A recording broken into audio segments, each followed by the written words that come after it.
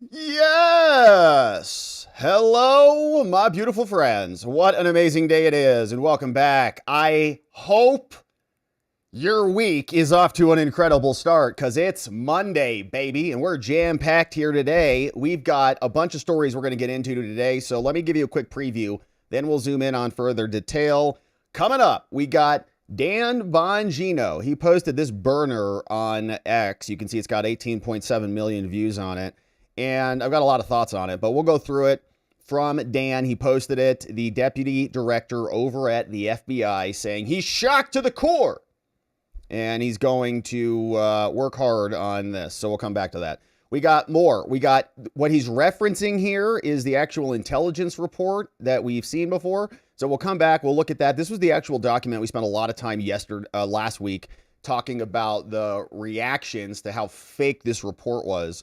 But now this was also just released, back on the 17th, according to Tulsi Gabbard. And so we'll see what Dan's talking about. We got reaction also from Mike Lee. And Trump was asked about Epstein today and then sort of parlayed that back into the Obama investigation and things like that. So we'll listen to that. We don't know exactly what Dan is referencing, but it's certainly a provocative statement from the deputy director. So we'll see what's going on over there. Then we had this situation where Peter Strzok, remember this dude? I can't really follow him because he's blocked me. Here, let's see if he's still got us blocked over here. You're blocked. Ah, thanks, Peter. All right, so Pete. He's going by Pete now. But apparently he deleted all of his posts over on X. You know him. He's the fired FBI agent who had an affair with Lisa Page. She's divorced now, by the way, so that affair wrecked that marriage. So nicely done there, Pete. But anyways, so he apparently was deleting everything on his account, a little bit freaked out. And they've got good reason to be freaked out because there may be repercussions for them. We also had, you remember Ed Schoen, he was Trump's defense attorney, and he was saying at one point, during an interview on Newsmax, that we can still go after Obama. All we have to do is just impeach him. And then that immunity gets evaporated, which was the same argument we made when they were prosecuting Trump. If they wanted to prosecute him, they had to impeach him first. They tried, they failed, and then they prosecuted him anyways, which is in violation of his immunity. So we've got all that. We'll talk about Obama. Trump posted this incredible meme over on X, or on True Social, rather.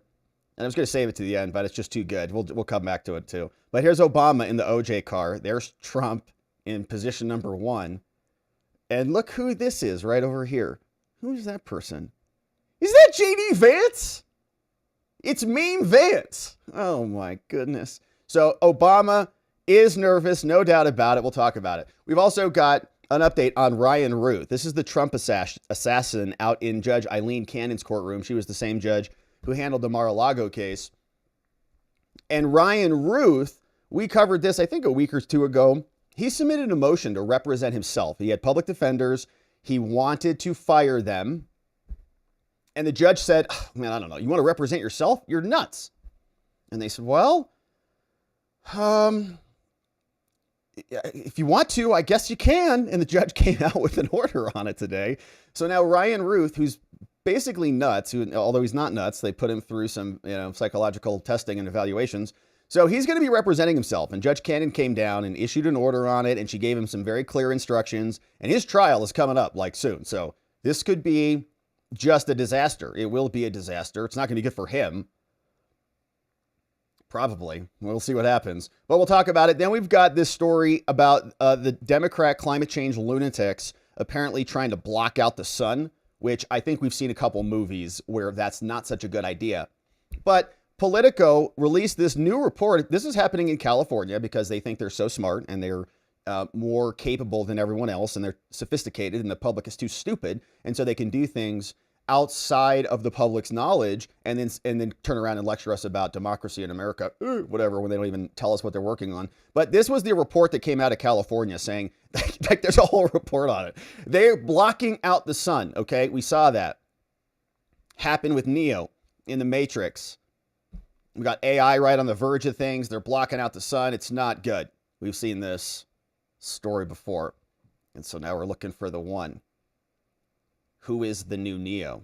Is it Barron Trump? Oh, gosh. All right. So, my friends, great stuff happening today. Quick update on the schedule change. So, your boy is going to D.C. tomorrow. We're going to head over to D.C. We're going to hang out with Empower Oversight. They're that nonprofit that we've had a lot of discussions with on the channel because they were representing the IRS whistleblowers who blew the whistle on the Hunter Biden scam. You remember those conversations. So on Wednesday this week, it's National Whistleblowers Day. So your boy is traveling back over to DC to go hang out with some whistleblowers. And so that's why we're early here today. So we'll then, I got to go down to the Valley tonight. I got an early flight tomorrow morning out of Phoenix. And then we'll be in DC. So the schedule tomorrow will be a late night show. After I arrive in DC, we'll get scheduled up in the hotel, settled in the hotel, and we'll do a stream. So that's what is going on the day. Then the schedule will be wonky on Wednesday too, because we've got the event that night, and we'll probably do an early morning stream on Wednesday. Then we'll be back on Thursday. So that's the update on the schedule. Thank you for understanding. We're going to post a bunch of videos. Everything. I'm going to try to record some stuff and be like one of those good YouTubers and in person, people who like share what they're doing and stuff. Try to do that. So that's the plan. We're going to DC tomorrow. So it's going to be a lot of fun. I'm really excited. Shout out to the Empower Oversight crew. And I don't know if there's seats still available, but maybe there is. I don't know. Let me know if you're interested in going. All right. So it's Empower Oversight. Check out their website. It's probably information over there. All right. So my friends, without any further ado, first, let's get our bearings straight on what's happening with the president today, and then we'll jump into more things. It is an earlier show, so the president is still out and about, and apparently he's going to Aberdeen, Scotland, or leaves Aberdeen, Scotland. He was there today, or arrives there today, and I guess he's going to be there for the rest of the day today. Now, he was also out speaking with the Prime Minister of the UK, Keir Starmer, and here is what this conversation sounded like this morning from the president as he's making his way around the world. Well, look, immigration is a big factor, and I think, frankly, if they're coming from other countries and you don't know who they are, and are they coming from prisons? We have them where they came in from prisons. We're moving them all out. We had a border last June, just recent, last month. We had 0 people come in. Yeah, baby. 0, other than coming through legal means. If you're stopping immigration and stopping the wrong people, I give my hats are off to you. You're doing not a good thing. You're doing a fantastic thing. So I know nothing about the boats. But if the boats are loaded up with bad people, and they usually are, because, other countries don't send their best. They send people that they don't want. And they're not stupid people. And some of them, we presume, are good people, but many are not. So that's the president, and he's out. He's talking about immigration, and so it is nice to see him on the world stage. He also had a banger of a economic trade deal that was announced yesterday over with the EU. And so a lot of that is happening today. But over the weekend, we had some pretty big drops, including this one from Dan Bongino. The FBI Deputy Director, Dan Bongino, you know who he is, dropped this post on X that is capturing a ton of attention. We don't see numbers like this often. 18.7 million views from a government official, which is a big one. So he posted this. Of course, we've seen a lot of interesting behavior from Dan Bongino, tremendous podcaster. We had a lot of love and support for him during that season of his life, and now he's moved on into the government. But he was also somebody with a lot of background as a Secret Service agent, protecting Obama and others. And so he's had a long, line of experience in these issues. And so people look to him with credibility. They look to him as guidance for what the heck is going on, as a trusted voice. And so he posted this now from inside the FBI. During my tenure here as Deputy Director of the FBI, I have repeatedly relayed to you that things are happening that might not be immediately visible, but they are happening. The director, Cash, and I are committed to stamping out public corruption and the political weaponization of both law enforcement and intelligence operations. It is a priority for us, but what I have learned in the course of our properly predicated and necessary investigations into these aforementions has shocked me down to my core. We cannot run a republic like this. I'll never be the same after learning what I've learned. Can you tell us? We are going to conduct these righteous and proper investigations by the book and in accordance with the law. We are going to get the answers we all deserve. As with any investigation, I cannot predict where it will land, but I can promise you an honest and dignified effort at truth. Not my truth or your truth, but the truth. God bless America and all those who defend her. Respectfully, Dan. All right, so my instinct is to want to support our team and to support guys who are on our side and who are working hard, and we appreciate, and I've said this before, all of the good work of the FBI. And they come out, and there have been some recent drops and announcements about the 19 Operation Grayskull, all the things. Cash made the video about it.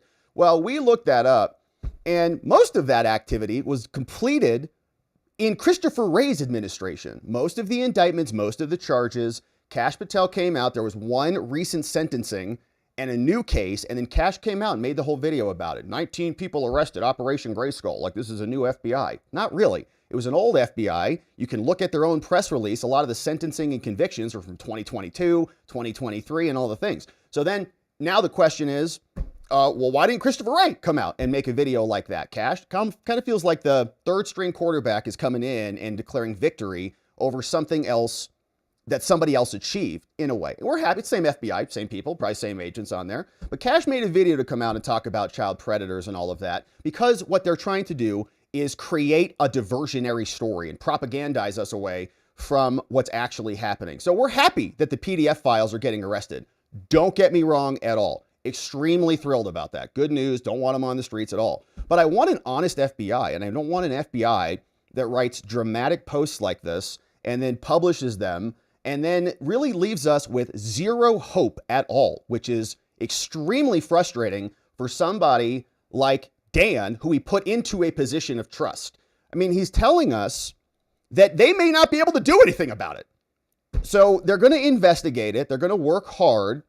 And, well, I can't predict where it's going to land. And I don't know what the hell's going to happen here, but I'm so shocked to the core. I am never going to be the same after what I've learned. I can't tell you about any of it. We're working hard, going through the books, doing things by the numbers, which they've already told us they were doing for, months ago.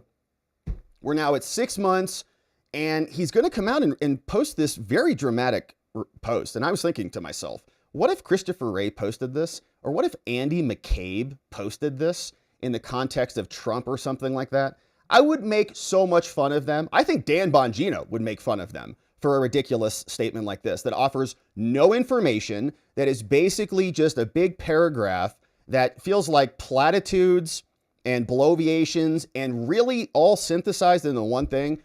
Trust me, bro, is all it is. And we're going, all right, man, we've been doing that for a long time. And if Andy McCabe posted this and said, Trump, I've never seen anything like that, I'd be like, what? Put your evidence up, moron. Give me some facts. Give me some evidence before I sit here and listen to your stupid platitudes. It's a post that is really, I think, engineered for an audience of people who just want to hear something to make them feel good, kind of a thing. And that's not what we want. I don't want to hear that the FBI is just investigating things and looking through all this stuff, working really hard. And we all deserve. And then, did he steal this line from that movie with Tom Cruise and Jack Nicholson? We can't handle the truth is apparently what the administration has been saying to us. We can't handle it. So, and they don't even tell us anything. It's like, what are you talking about, Dan? And when he does repost this, so then the next update on this, and again, I like Dan and I want to support Dan, and I was very excited for Dan and Kash and Pam and all of them, but I don't want to hear this crap anymore, to be honest with you. It's just properly predicated and necessary investigations and all the things. And Dan also threw a hissy fit and was apparently going to leave and resign, according to multiple credible sources, and then is now back in. So like something angered him to the core, and then he left, and then he's kind of back again. And it feels like just up and down. Just like, we need some actual information here. We're tired of this stuff. And he then, in a repost, posted this from Just the News. So people are going, what the hell are you talking about? Like, in other words, you're in there, Cash is in there. You guys are going to work your butts off. We're not going to get any Epstein files. And according to your own statements, you don't know where it's going to land. So we might continue to be governed by a cabal of pedophiles. Is that what you're saying? And there's nothing you can do about it?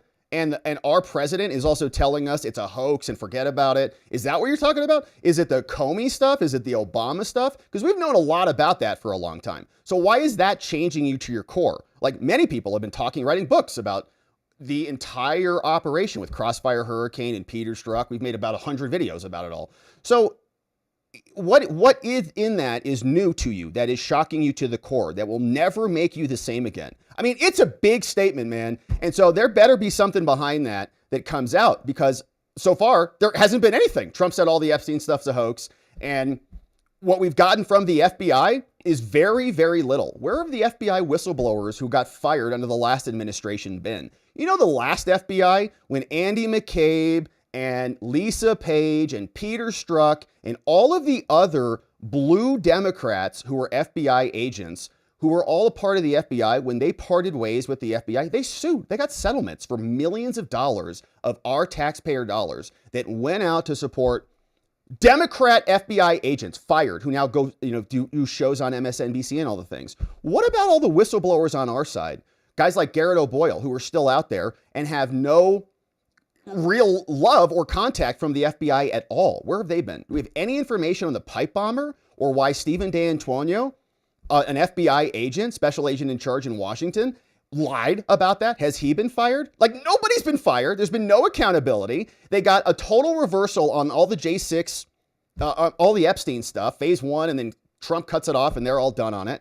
And now, like, what else is out there? And what are they going to do about it? Because so far their track record has been pretty damn terrible. And then Dan just shares this post. It's over from Just the News in response to his post. And we go, okay, well, what's he talking about? So I guess, is there a much bigger, deeper problem? Like, was the Bill Clinton's involved in Epstein or something? What is it? Well, then he just shares this article.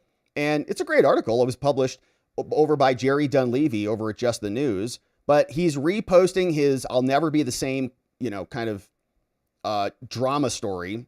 Okay, Dan, hopefully you're okay. But then he gets Just the News, and Just the News comes out and says, here's what Dan is talking about. Now, the Obama era intelligence community assessment on Russia was a lie. They said in the document that the Kremlin historically preferred Republican candidates, something that the actual record doesn't show. And a key architect of that assessment has made the questionable contention, saying the whole thing was unprecedented. Now, these two claims, writes Just the News, seem to conflict with lengthy Kremlin records of aggressive measures targeting numerous U.S. elections over the decades. And this article, if you read through it, it's a nice article by Jerry Dunleavy, and I encourage you to read it. We're not going to do the whole thing here, but he gives us some background on this. And he says, look, there's a lot of history of the Russians meddling and interfering. Okay, lots of nation states do that. It's just kind of an operation of statecraft. You're going to have foreign influences in your election. A lot of Russians live here, a lot of influence here. So all of that is completely understandable. But what you can see is the KGB seemingly backed Democrats for years. All the way back in 1964, they supported LBJ over Barry Goldwater from Arizona. Even before Reagan, the KGB and others were around. In the 1960s, they were around. This person, the former deputy chief of this person, was around, right? The Institute said the memo, the KGB. And so it's a big article about how much involvement they've had. And it goes on forever. Like 1976, you can see the Russians. 1976, 1984, they made efforts. 2008, 2012, they made efforts. It's always the thing. But they just picked this one out and they tried to emphasize it and turn it into a propaganda operation this time. Meddling. Like it's an engineered word where they just pulled it out and they said, okay, all the media lunatics will run with it. And they did. And the intelligence agencies will juice it up to make it more salivating for public consumption. And they did all that. Now, this is the article that, Dan Bongino is posting.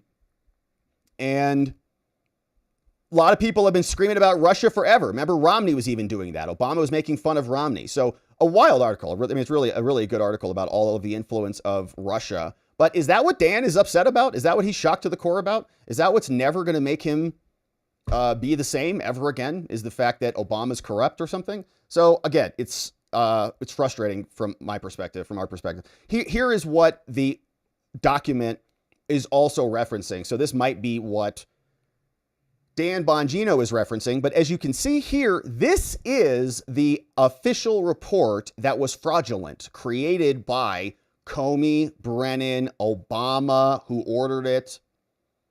This was generated by the CIA. Tulsi Gabbard declassified this, and we've seen a lot of the reactions to this, but we haven't taken a look, at least recently, at this document that was released, which is the actual report. Okay, so this is what they engineered. And you can see, even in the report, now declassified, it says, this report, this was the fake one that came out, and you can see it was published on January 5th, 2017. Okay, Trump already won, coming in. Now they're freaked out that he's going to come in and find out everything, right? Like they were spying on his campaign. They were creating the Steele dossier, all these things. So they needed to like double down on the coup and the hoax. And they were trying to then say that the Russians meddled to the point that they interfered in it and that Trump's election was invalid.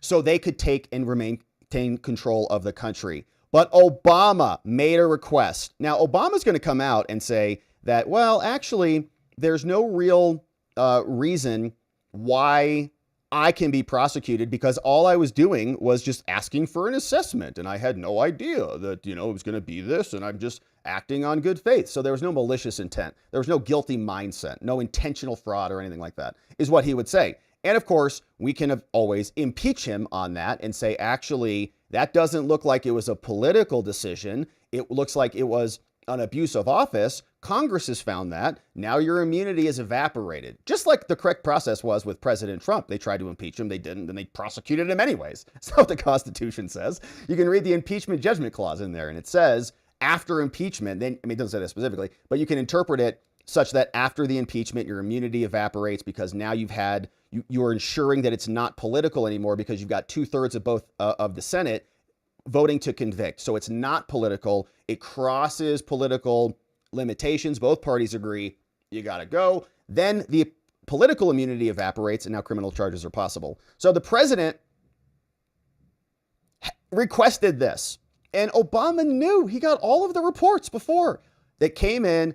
Russians are, poking around. They're needling all the things. But then he wanted the Steele dossier to be inserted into that, to turn it into something that it isn't, and he ordered it, and he did it on that day. Obama's in trouble. The main body of the report was drafted by the FBI, Brennan, Comey, CIA, Brennan, and the NSA, and others, and draws on intelligence information collected amongst those three agencies, all fake. It covers Moscow's use of cyber tools and media campaigns and more. And this report is a downgraded version of a more sensitive assessment that has been provided to the president and House and Senate leadership and the intelligence oversight committees and leadership. Okay, so like a handful of people, not the full intelligence committee, just a handful of them. A president, and it's provided to recipients approved by Obama. So Obama would say only these people can get it. Don't give it to the bad people. A fake report. The conclusions in this document are all reflected in the more sensitive assessment, but this document does not include the full supporting information or any other things. And so this is what they created. And sourcing, multiple sources, understanding Russia. Some of our judgments are drawn from behavior. And we've read through the reactions to this that show that as a matter of statecraft or spycraft, this is a terrible report. Like you get a D- on this, maybe an F, you'd fail. The rubric says you have to include these sections in any one of these publications: opposing, positions, biases, anything that would undermine the source credibility. You got to reference those things. If it's not in the rubric, then you don't get points for that section and you lose. You go down a whole letter grade if you forget it, and a whole nother letter grade. And these people should be in prison because that's how bad this report was. Now we assess, here you go, that Putin ordered an influence campaign aimed at the election. Russia's goals were to undermine faith, to denigrate Hillary, which they didn't. There's evidence that they actually were holding back on Hillary because they had a lot more juice on her and they thought she was going to win. So they were just going to let her win and then smash her on the other end and harm her electability and potential presidency. We further assess Putin and the Russian government developed a clear preference for President-elect Trump. Fake, fraud, fake and fraud. We have high confidence in these judgments. Nope, that's also fraudulent. That's a term of art. You got to have multiple sources for that. They didn't. They had one crap source and the Steele dossier. We also assess that Putin aspired to help Trump's election chances when possible by discrediting Clinton and publicly contrasting her unfavorably to him. We saw the multiple reports on this. It's just made up. Their sourcing is terrible. What ended up happening was John Brennan went out, found some old bad intelligence, regurgitated that out of his garbage, and then tried to pass that off as legitimate intelligence. So this is the 34-page report. We're not going to read it. It's fake and illegitimate, drafted by some of the biggest hacks and criminals in the planet. And here's the annex. Yeah, okay, wow. This is what they reported. Russian TV, look at this guy, has Obama in a Satan mask. It's very representative. Here's another one. Russian TV is debating things. Oh my gosh. Here's some person. This is some person stepping over the White House. This is all the Russian influence. And look at all of these media campaigns, Facebook, all the things. And they said that the Kremlin spends $190 million a year for their media. And some of that media comes into the United States. So this was the report. These are emails. And all of it's being declassified now, thanks to Tulsi Gabbard. And they are caught. We know it was fake. So Dan Bongino, don't know if that's exactly what he's talking about. Let's see if he's posted anything today. That's what he referenced from Just the News in response to his shocked, life-changing revelations. We'll see. So it could be that. We don't know exactly what it is, but Trump was asked about Epstein. Trump was asked about the latest developments with Obama. And here is what the president said on his trip overseas. You have not been briefed on the Epstein files, or your name has not appeared in the Epstein files. But doesn't the AG have to tell you if your name is in the files? I haven't been overly interested in it. You know, it's a hoax that's been built up way beyond proportion. I can say this, those files were run by the worst scum on earth.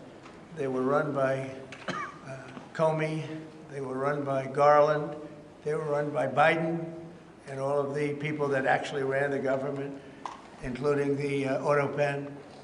Those files were run for 4 years by those people. If they had anything, I assume they would have released it. The whole thing is a hoax. They ran the files. I was running against somebody that ran the files. If they had something, they would have released. Now, they can easily put something in the files that's a phony. Like, as an example, Christopher Steele, a person you know well, happens to be from your country. But Christopher Steele, as an example, wrote a book, a dossier. We call it the fake news dossier. Yeah, it's fake. And the whole thing was a fake. The whole thing was a fake. They can put things in the file that are fake. But those files were run by bad, sick people. If they had anything, why didn't they use it when I was killing Joe and then he gave out because he was 25 points down? And then I got somebody new. Nobody even knew anything about her. She was a horrible vice president. She was a border czar, but she never went to the border. She never once called a border patrol agent to find out how we're doing, but she was the border czar. Her name was Kamala. Nobody knows her last name. It was Harris, but nobody knew her last name. So I ended up, how would you like to end up in a race where you're killing somebody, you're beating him, and then they say, all right, we'll take him out. He's not working. Let's put somebody else. And then she had a 6-week honeymoon. It was amazing. They predicted she would have a 6-week honeymoon, and she did. And then she got slaughtered. Do you feel that? But think of it. Those files were run by these people. They were run by my enemy.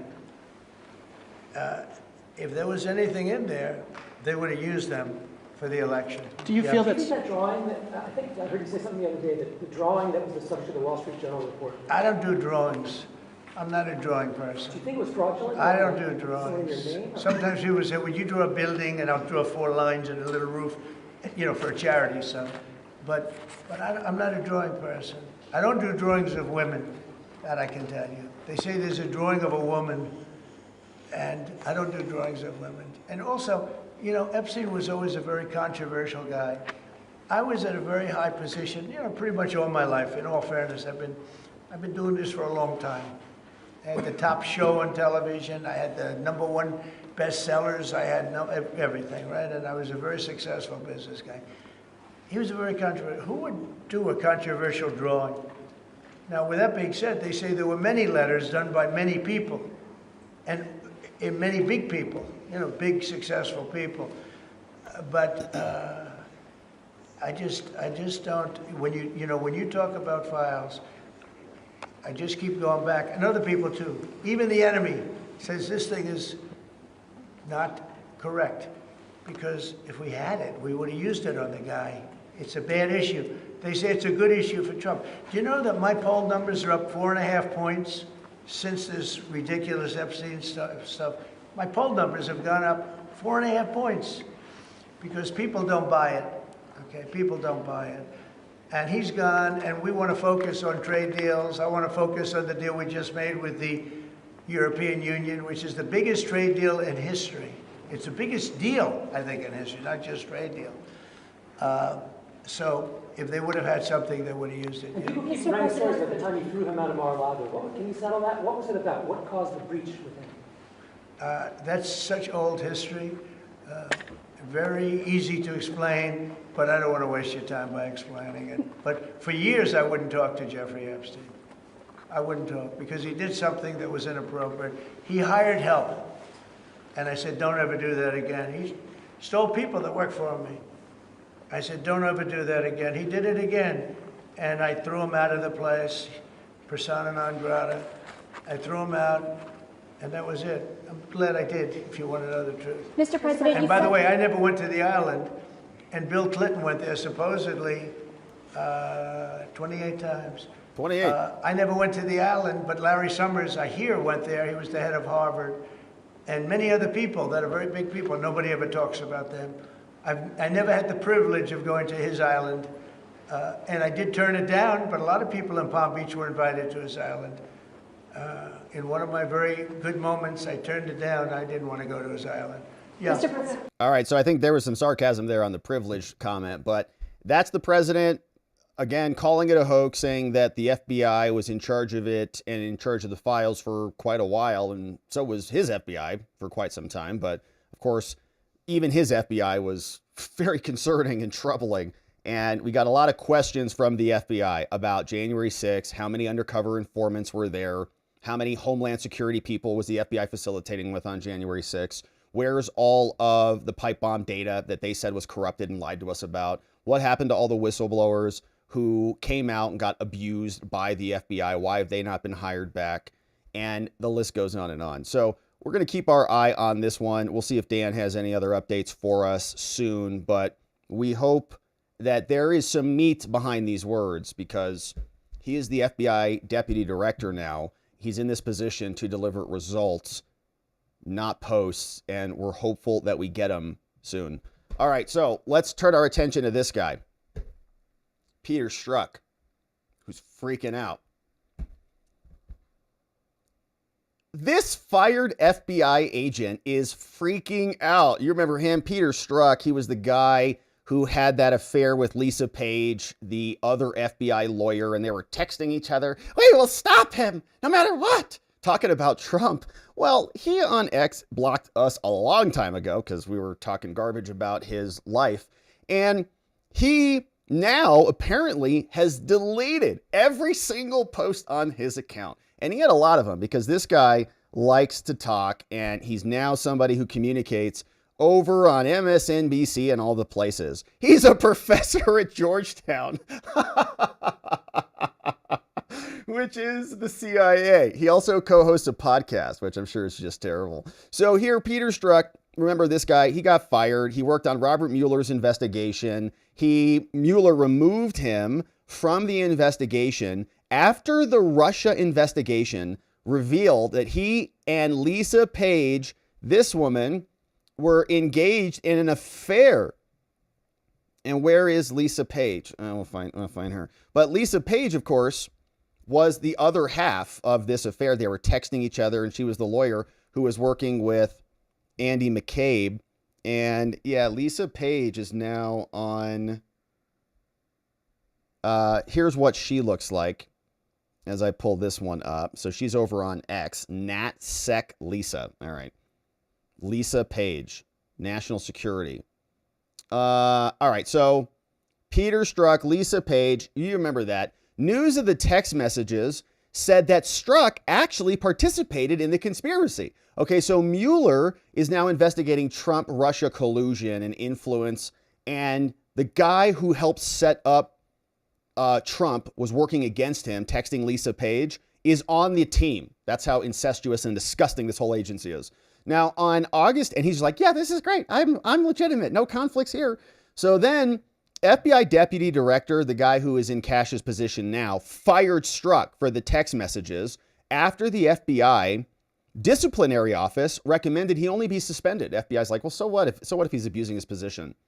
He sued the FBI and they settled. He got awarded back pay. Okay. So got like, I don't know how much money, but a lot.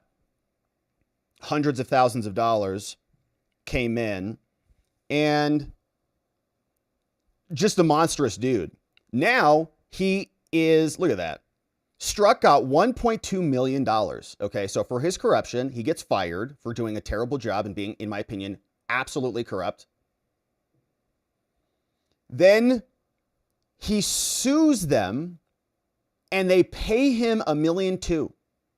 That's our government, because he did the job. He did exactly his job, right? He was set out to go do these things, and they rewarded him on the back end. Lisa Page, she did the same thing. She was cheating on her husband, and she had an $800,000 settlement, courtesy of the American taxpayers, settled because they reached the settlement with the DOJ. So the same people who endorse them and encourage them to go break the laws in our Justice Department pay them for violating their ethical and moral obligations. It's sick behavior. But Peter Strozk, of course, is a cowardly man, and he blocked me and everybody else and blocks everybody because he just likes to operate in the gutters. But turns out he's deleting all of his posts. Everybody captured this. Says the corrupt FBI agent Kyle Becker just deleted all of his X posts. They're gone everywhere. Breaking futurist, gone. Deleted everything. Nuked the entire account, says Svetlana. And you know what's so interesting about all this is there's archives, right? Like there's archives that exist on the internet. So like you can't really delete anything, right? Like there's this thing called the Wayback Machine, and that captures everything, right? Unless you're Peter Strozk. Then they didn't capture it. Hans Monkey, who wrote a great book called Swift Boating America, I recommend it. He, of course, wrote the whole book on this scandal and more. He says, why did the Wayback Machine scrub Strozk's tweets? They didn't even archive them. Who gave the order over there, right? And interesting things have happened on Wayback Machine, which is probably another extension or has some interfacing with the intelligence communities who really want things gone. This captures basically everything. They delete it. They did the same thing. I think that one crazy former Washington Post reporter who's a lunatic who cries on camera. You know her name. And she, I think, got her information deleted from there. She like pretends like she's like 24 or something like that. She's like 50. Anyways, that's from Hans Monkey. What's up? So we appreciate that post. Peter Strozk freaking out, and he should, because even Obama could face some criminal liability for his actions in instituting the coup. And here is what David Schoen, this was Trump's former impeachment defense attorney, who is out here saying, you know, I'm pretty familiar with impeachment proceedings. I know how this works. I know what it allows if a person is impeached. Then you can prosecute them because it will break away the presidential immunity. David Schoen said the following on Newsmax. President Trump is right when he said the immunity decision would help President Obama. But you know what it doesn't help him with? Impeachment. According to the Democratic Party and the House managers in the second impeachment trial, a former president, once out of office, is still subject to impeachment. In other words, they've argued Lincoln could be impeached, George Washington impeached, And certainly, as I predicted at the time, this would come back, they would rue the day, because President Obama could be impeached if this evidence really says what it says. And that it could also strip him of the immunity, because under Article 1, Section 3, Clause 7 of the Constitution, the Democrats argued it bars one from holding further office, and the language itself says you're still subject to criminal prosecution or indictment. So we'll see how that plays out. That's right. Now, is there going to be enough energy or momentum in the Senate to actually convict Obama? Unlikely. But they can go through the process, just like President Trump did multiple times. And Obama can hire his own defense attorneys, and he can hire his own legal team to prepare for the prosecutions and all of the other things. And then he can make his arguments just like Trump had to do. So nice update there from Trump's former attorney. We also had Devin Nunes. He was out. And you remember Devin Nunes was a key investigator back while all of this stuff was unfolding, and they were setting Trump up. And he's explaining, oh, there's plenty of criminal liability here. These are continuing conspiracies. And the statute of limitations has definitely not run. The raid on Mar-a-Lago. Yeah. So this continues. Same people doing the same nonsense, continue this hoax, and raid Mar-a-Lago, which I believe we need to see what were they actually looking for. Yeah. I think that's an important key, and that the statute of limitations has not run out on. No, it hasn't. And maybe, just maybe, it was Russia collusion evidence. My guess is that it was. That's a guess. Yeah, no, we don't know. Yep. But all related, all the same people. They raid Mar-a-Lago, unprecedented on the home of a former president at the time. They raid Mar-a-Lago, same people, same hoaxes, same everything, but with the power of the Justice Department, with a fake special counsel. This guy Jack Smith. Yeah, not even real. It would tie it all together. Wouldn't it? So there's all of that that needs to be looked at, and hopefully justice will prevail. Yeah, Jack Smith, not even a real boy, not even a U.S. attorney, not properly appointed at all, and they had him run it. And they appointed him as soon as Trump announced that he was running, and they adopted a bunch of other hack DOJ people who were already working against Trump to try to create crimes that didn't exist. Arctic Frost, Timothy Thibault, and the rest of them. So shout out to Devin Nunes for coming back. And that is a fun one because we contemplated that some time ago. It's like, well, just come up with a new extension of a conspiracy, a new overt act. That raid was not that long ago. So that can bring all of that old activity from 2016 and 17 when they were setting Trump up right into the fold, and indictments better be coming. Now, they're nervous about this. Our friend Julie Kelly, you know who she is. She's over on X at Julie_Kelly2. She's over on Substack, does great stuff, doing videos now, declassified.live. Shout out to Julie Kelly. She posted this clip of this J6er and a J6 prosecutor who's another person who got fired. There is some accountability happening in the DOJ. Pam Bondi has fired some people. We've seen that for sure. Fired a lot of the Jack Smith team, fired J6 prosecutors. The FBI has now been ordered to deliver over documents on who the rest of them are. And so hopefully everybody who was involved gets canned, including the file clerks. Sorry, you got to go too.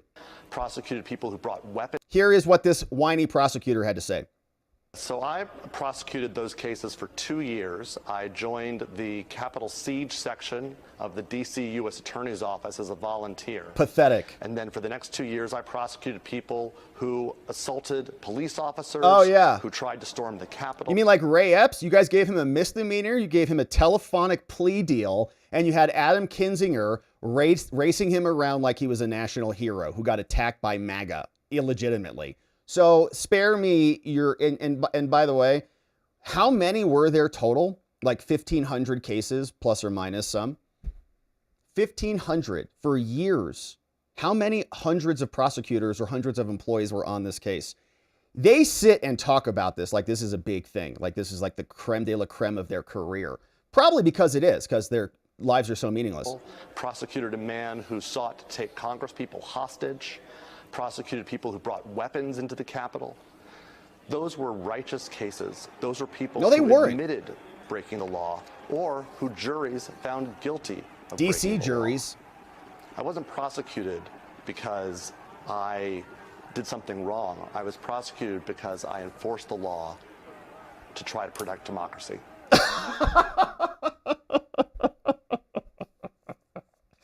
What a dork. Come up with a new line. All right, look at him. He's just so sad. And the MSNBC people are, gosh, I know. What a martyr for democracy. Give me a break. So is a democracy a place where you have show trials and fake proceedings meant to come up with an outcome? It's not any different than any other, like you see this stuff like in, Game of Thrones or something. All right, we're going to give you a trial. Come on out here. Are you innocent or guilty? Your Majesty, I'm innocent. I didn't do anything. Yeah, thanks for your interpretation. Execute him tomorrow morning at 9, right? Like that's what they did. In D.C., it was a uniparty, one-party system, and they just went on a meat grinder, putting people, American citizens who were there, many of whom were peacefully protesting until they got shot in the face by cops who didn't have anything properly secured, who didn't protect the premises because they sent a bunch of people over to investigate the fake pipe bombs that were set up almost certainly by our own intelligence agencies that they covered up for, saying that all of the cell data was deleted.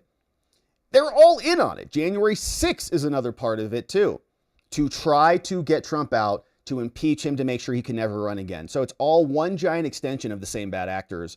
Now, National Review, who used to be, I think, a conservative magazine or something, put this embarrassing post out. They said Donald Trump was the victim of an iniquitous, dirty trick in 2016. Thank you for that word there, National Review. You guys are smart. But Tulsi Gabbard has presented nothing new about Barack Obama's involvement. From National Review. So you can see they're trash, and everybody knows that. So National Review can just, I think, be interpreted accordingly. Now, we also saw James Comer was out today, and he was speaking over with Laura Trump and was asked about Hunter and the Biden crime family. And he sat down for a much bigger interview than I thought. Here, let's listen to some of this. In the White House in my lifetime. So you've said that this could be a 25th Amendment level breach. What are the constitutional stakes here? If you get a president that's in mental decline, like it appears Joe Biden was, look at him, then the cabinet is supposed to step forward and invoke the 25th Amendment. Clearly, the Biden administration did not do that. If you watch interviews from people like Pete Buttigieg, he's saying, look, I wasn't around Joe Biden towards the end. I think other cabinet secretaries are going to come out and say this, especially the ones who look in the mirror and see a political future. So no one is going to step forward at this moment and say Joe Biden was mentally fit. He knew exactly what he was authorizing his signature with the auto pen on. Not a single person has done that. So there's been some discussion of possible subpoenas for former First Lady Jill Biden, for Kamala Harris. What are you looking to uncover with those two in the event that you actually did issue a subpoena? Well, if it becomes clear that they were part of the inner circle that was calling the shots at the White House, then they will be brought in via subpoena for this committee. Yeah, now, and I want to know if anybody's even mentioned the 25th Amendment. Like, is there any paper trail on that anywhere? Did anybody mention it in a meeting, in a cabinet briefing, in a note somewhere? Did somebody send an email? Or was that word, like specifically that word, did it ever come up in any official documentation at all? And if not, is that truthful? Did they just keep it off the record? Like, is there anything on the record about his 25th Amendment conversations happening? Did Kamala and Booty and others have at least a talk about it? That many of the people that we have brought in already, we had pages and pages and binders of questions asked. A lot of the questions were obviously going to be centered around what role Jill Biden, what role Hunter Biden, and what, if any, role Kamala Harris played in the decision-making process down the stretch. But they're obviously pleading the Fifth Amendment. So if we can't get witnesses to answer that question, then I think the odds are very high that you will see a subpoena come out of this committee for Jill Biden and Hunter Biden. Can a president legally outsource his signature, and by doing that, his authority, without informing Congress, without informing the American people? I would argue you're only supposed to use the auto pen on anything that's not legal in nature. This investigation isn't about whether or not it's legal to use the auto pen. This investigation is, was Joe Biden mentally fit to make those decisions? Yeah, that's the question. It's about the decision. Who was making the decision, right? If people are coming in and they're saying, hey, Joe, we got like 1,000 people to pardon. And he says, well, what do they get charged with? They're like, oh, a variety of crimes. He's like, well, you decide who gets them and who doesn't. Like that decision-making process. I think if they came and they said, well, here's the list, here's everything, what do you want to do? I want to pardon all of them. I'm Joe Biden. I've got the capacity to do that. Then I want to pardon them all. That's my decision. Now go execute the auto pen and do it. Like, I think there's, you might have a disagreement about the mechanism of the auto pen and whether that is a valid method of, signing a pardon. And I'd be open to that and that conversation. Like, did Trump sign every single J6 pardon or commutation? I don't know. But if it's about the decision, I think, more than the mechanism, more than the methodology. And so what we saw as in evidence, which we've covered here on this channel, it's that Joe Biden actually did not make those decisions. Like, they came to him, they said, we got like a bunch of pardons to work through. He's like, well, you just figure it out. And they're like, okay, these people get them, these people don't. That decision point was not from Joe. And anything that was not his decision is not coming from the power of the presidency and should be invalidated.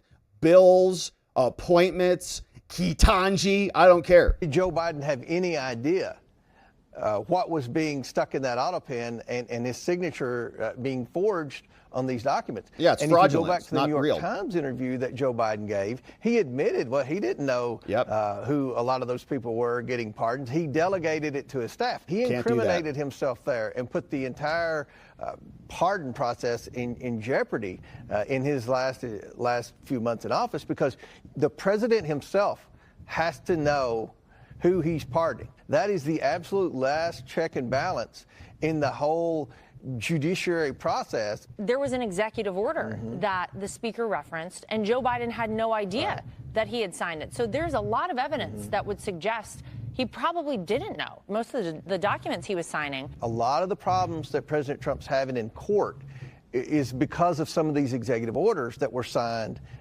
in the lame duck period of the Biden final months. When by all accounts, he was completely shut out of the presidency.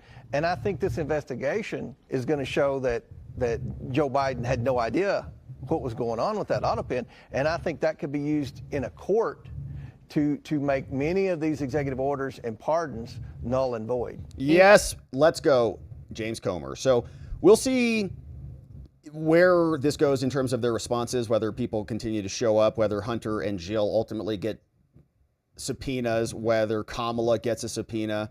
But we want to know if they even discuss the 25th Amendment ever, and ultimately who is in charge of the auto pen. And if it was not in the White House, like I know we hear about Bernal and Dr. Jill's work husband and some of these other people who had maybe some level of control over the process, but who was making the policy decisions? And was that coming from even outside the White House? Were these Obama people? Were these intelligence people? Who was actually, running things there? Because obviously Joe Biden was just a figurehead and a placeholder. Now, we also had another very interesting conversation. We don't hear from the CIA director a lot, historically speaking, especially when they're in the position of power.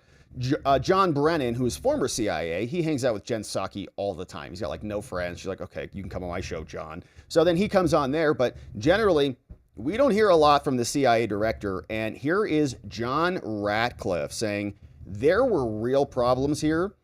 It is not legitimate spycraft or tradecraft. What was done was criminal and is being investigated. Look, our audience knows this, thanks to you and thanks to Devin Nunes. Our audience is well aware of what took place here, but we want to see accountability. Many of the statute of limitations have expired. It's been almost 10 years for many of these folks who did this. But John Brennan testified to Congress, and so did Hillary Clinton, within 5 years. I think it was in 2020, and then again in 2021. Are those statute of limitations still live? Tell me if, in fact, we could see a criminal prosecution here, as you just the other day, 3 weeks ago, have in fact referred criminal referrals to the DOJ. Let's go. Well, Maria, so part of what came out last week was about how John Brennan, Clapper, Comey, they all pushed the known fake Steele dossier into intelligence community assessments and as the basis for Crossfire Hurricane and all that.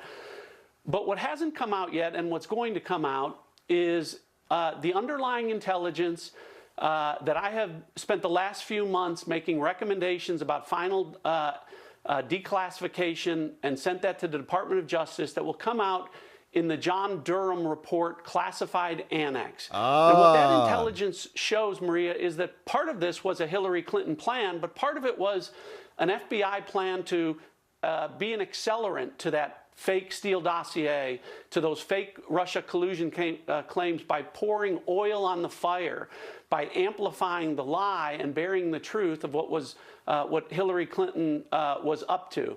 And you're right, Maria. John Brennan testified to John Durham in August of 2020. He also testified to the House Oversight Committee in 2022. Hillary Clinton testified before John Durham under oath in 2022. James Comey testified before the Senate committee in September 2020. All of that's within the last 5 years. And much of that testimony is, frankly, completely inconsistent with what our underlying intelligence that is about to be declassified in the Durham annex. It's fraudulent. What that They lied. reflects. And so can't lie to Congress. Pam Bondi does have a can't lie strike under oath. force. It is a different Department of Justice, a different FBI, and an opportunity to look at how these people really did conspire to run a hoax, a fraud, on the American people and against Donald Trump's presidency. And so coming forward, we understand that they did this, but now we need to understand how they did this. And I think that's why you see the left losing their minds over this, Maria, saying, why are you spending time? This is vindictive. You're going back. This is Donald Trump, seeking retribution. Because they're freaked. They know they got caught. Donald Trump's election by the American people was a statement, Maria. They said to everyone, we know what you did to Donald Trump, and we reelected him because we know this was all fake. We know it was a hoax. Now we want to understand how you did it so that it can't happen again. And that's what this declassification process that we're undergoing right now, what's going on, why it's so important, and why there can be accountability and preventability to prevent these same people that did it in 2016 with the Steele dossier, with the Hunter Biden laptop in 2020 from doing it again in the future. So what I think I hear you saying is there is still an opportunity for indictments, potential prosecutions, accountability from those people who may have lied under oath, like John Brennan, James Comey, and perhaps Hillary Clinton. Well, that's why I've made the referrals that I have. D&I Gabbard has made referrals, and why we're going to continue to share the intelligence that would support the ability of our Department of Justice to make bring fair and just claims against those who have perpetrated this hoax against the American people and this stain on our country. Director, one other question on this. Tulsi, as well as President Trump, used the word treason. Yeah. Is there a statute of limitations on treason? Well, Maria, what I would say is this, is there is no doubt in my mind that the people that we just talked about conspired. They conspired against President Trump. They conspired against the American people. And so I'll leave it to Pam Bondi and our Department of Justice, Kash Patel and our FBI to investigate the conspiracy to do what and what charges that they're capable of commit bringing. treason. But again, I don't think statute of limitations are going to impact, because in a conspiracy, Maria, the statute of limitation doesn't start to run until the last act in furtherance of that conspiracy. And Maria, part of why this is so important is the people behind this are still furthering the conspiracy.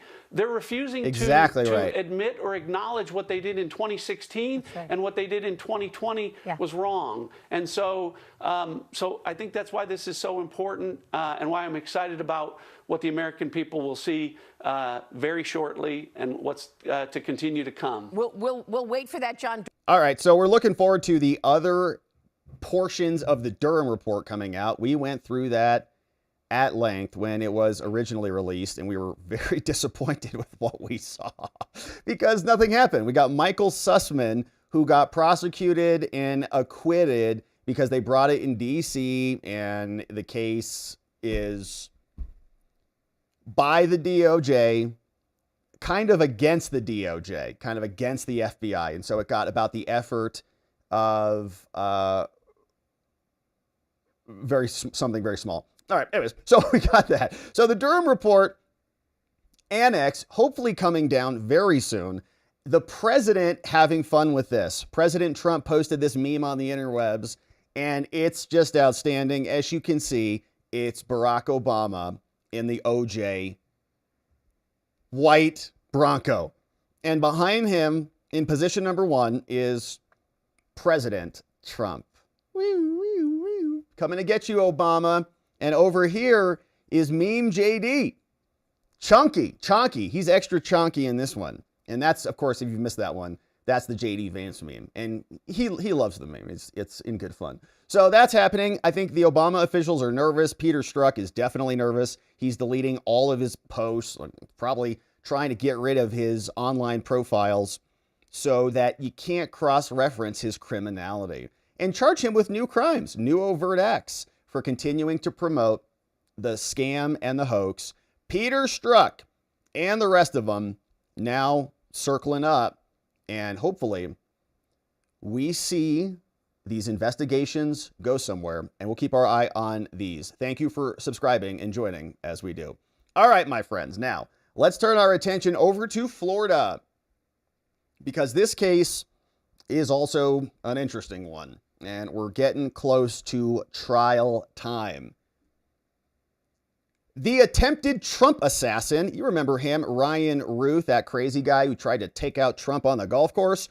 Well, he's now going to be representing himself at his trial for those crimes in Florida, coming up very soon. We had a battle where Ryan said, I want my lawyers gone. He had public defenders, didn't like them anymore, and asked the judge to let him represent himself. Now, she was very concerned about this. She said, you're kind of crazy. How can you represent yourself? You're going to get obliterated here, go to prison forever. And they put him through some competency proceedings. His attorneys came back, said the evaluator said he's sane, so he can do this stuff. And the judge has now issued a ruling. And here is it from Judge Cannon, a new order granting Ryan Routh's motion to waive his attorney and to represent himself. So he's going to be on his own. And trial's coming up very soon. Appointing standby counsel, so somebody's going to be like on the sidelines in case something happens, which she may, have to step in. Now, here's what Judge Eileen Cannon wrote. And remember, Judge Eileen Cannon is the same judge that we spent a lot of time with because she handled the Mar-a-Lago case when Trump got raided and dismissed the lawsuit or dismissed the criminal charges because Jack Smith was illegally appointed, was not a U.S. attorney, never a real boy, even though he pretended to be and tried to label himself as a real prosecutor because they're weird on that side. No, I am a special prosecutor. No, you're not. Yes, I am. You're not. We can see it, okay? So Cannon, she came back down and she said the following. All right, Ryan Routh, attempted Trump assassin. You want to represent yourself? Okay. Well, here is what we've got. Ryan Routh made a motion to waive his lawyers and to proceed pro se, that's representing himself. And it was made in open court. We had a whole colloquy where I explained to him, like, you're an idiot if you do this, without saying those things. I tried to get him to explain it. Now, the U.S. government, the DOJ who's prosecuting him, they don't oppose him waiving appointed counsel. That's fine. If he wants to do that, he can.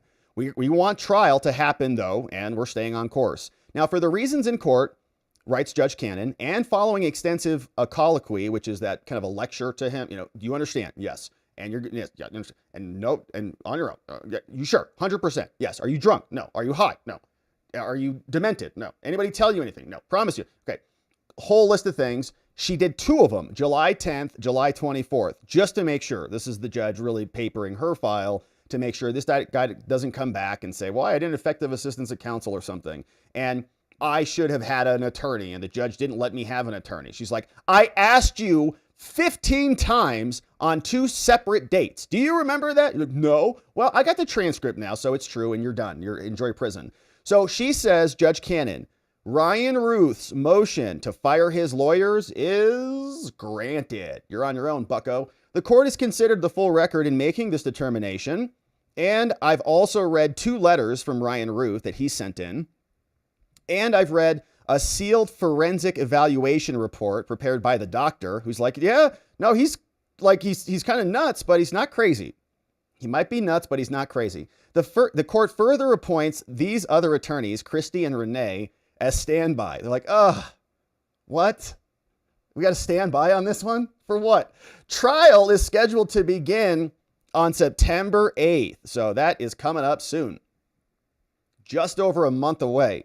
We got Routh saying he's been charged with 5 counts: attempted assassination of Trump, possession and brandishing of a firearm, assault of a federal officer, shooting towards them, felon in possession of a firearm, and possession of a firearm with an obliterated serial number. 5 counts. On July 10th, after 9 months of active and competent representation by 2 public defenders, Ryan Routh moved on his own to waive his right to appointed counsel. So I'm tired of these 2. He disclaimed any request for substitute counsel. I don't want anyone else, and I'm going to represent myself under the 6th Amendment.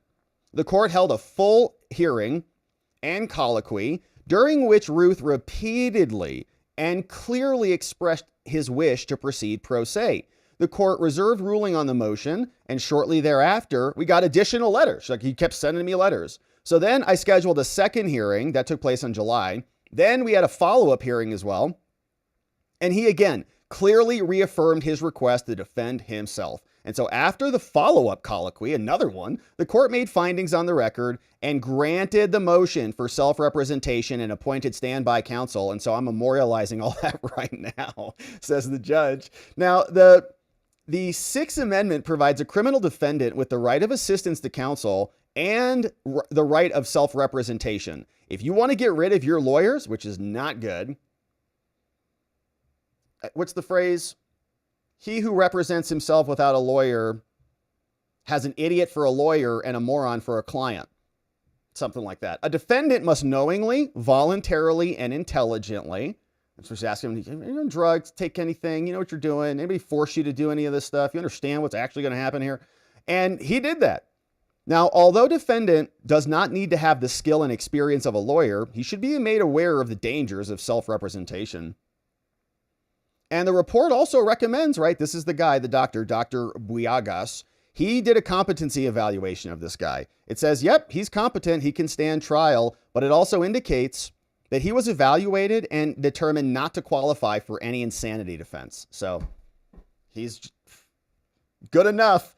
In the end, if the record establishes that his decision to represent himself was made with a knowing understanding that was voluntary, intelligent about the risks of self-representation, 6th Amendment is good. So his right to counsel is not being violated, so he's not going to turn around and be able to open his case again. The ideal method of ensuring that a defendant has a valid waiver is you got to go through this process. Inform them of the nature of representing yourself. And you also should consider these different things like age, health, education, contact with lawyers, knowledge of the charges and defenses and penalties, understanding of the rules of evidence and courtroom decorum, whether he's got experience in criminal trials, whether standby counsel is appointed, any mistreatment or coercion of this person, whether he's attempting to manipulate the trial.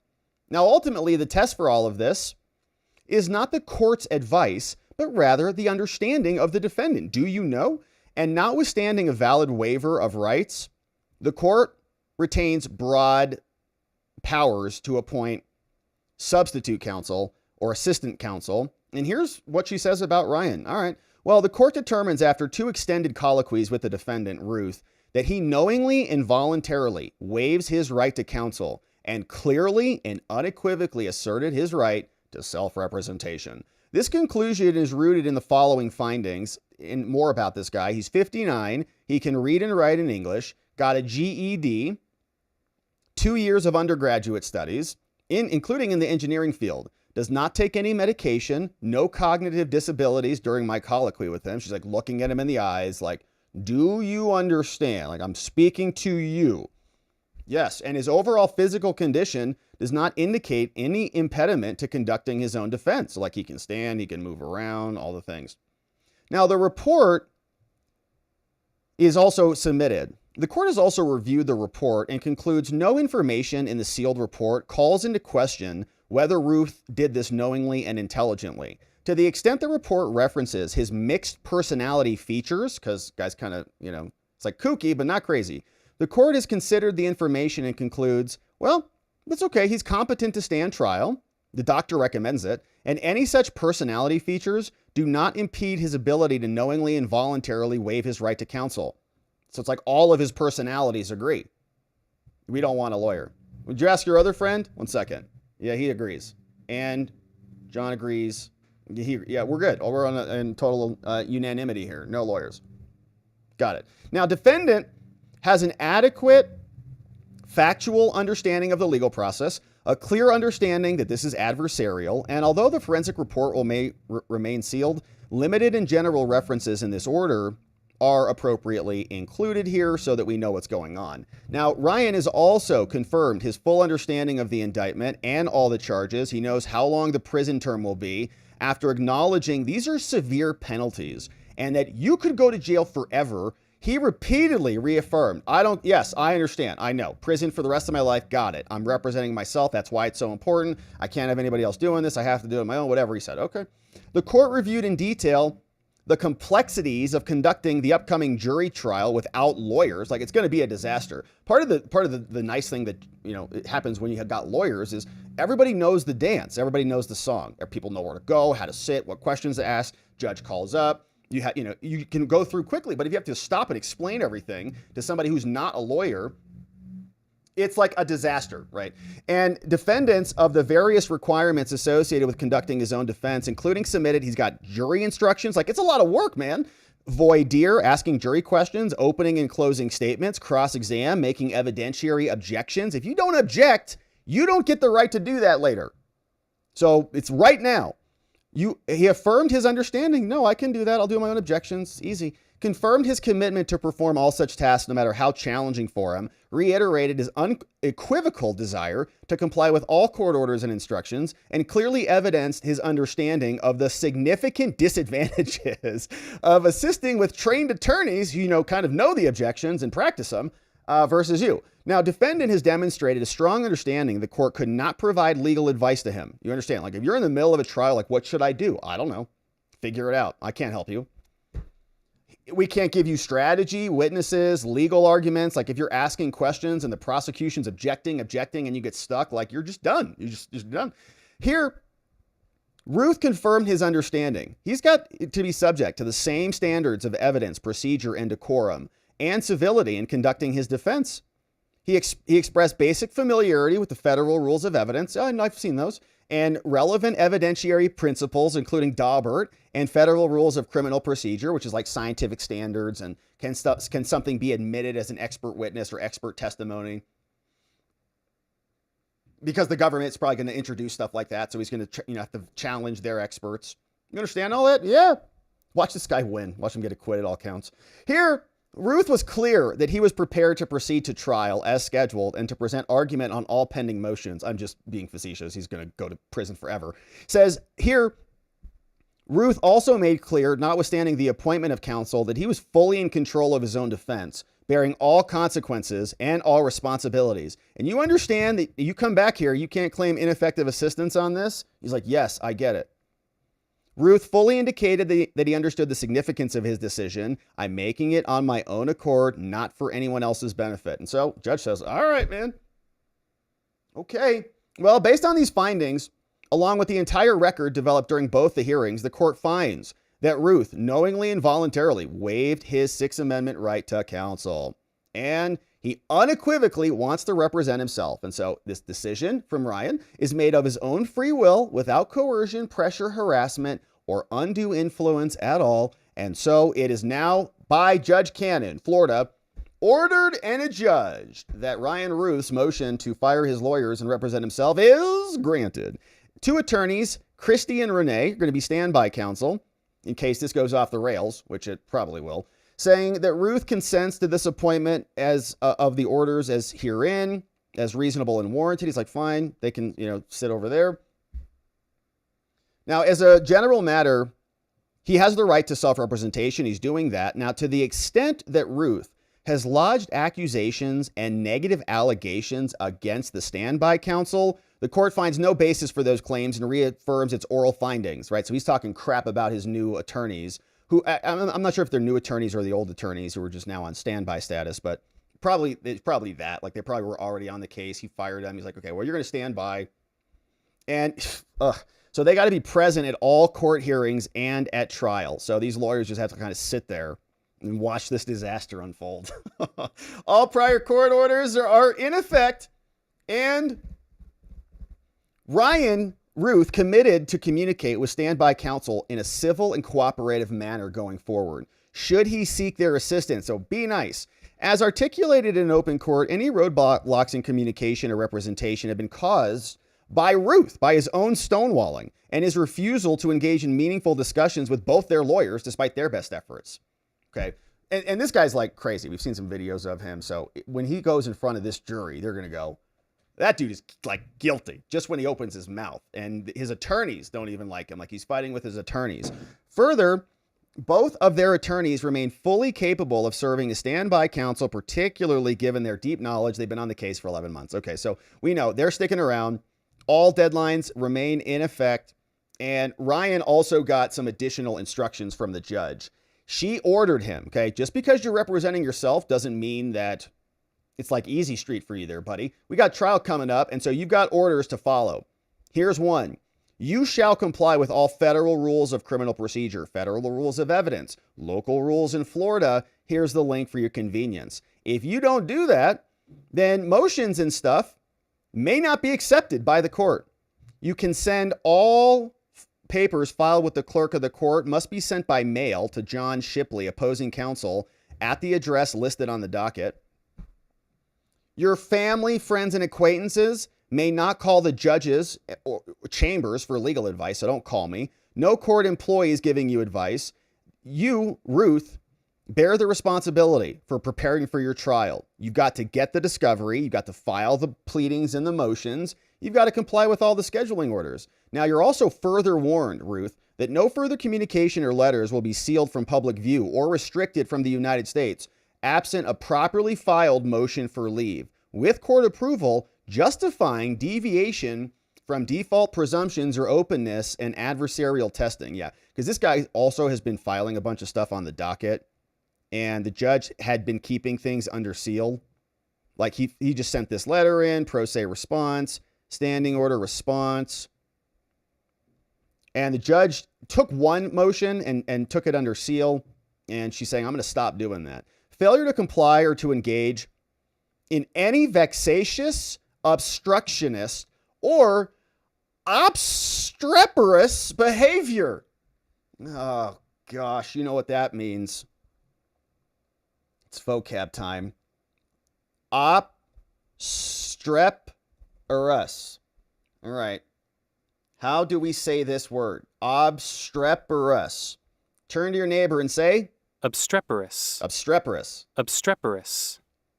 Obstreperous. Which means noisy and difficult to control. Thank you for that from Bing. All right, so turn to your neighbor and say, obstreperous. Don't be obstreperous, baby.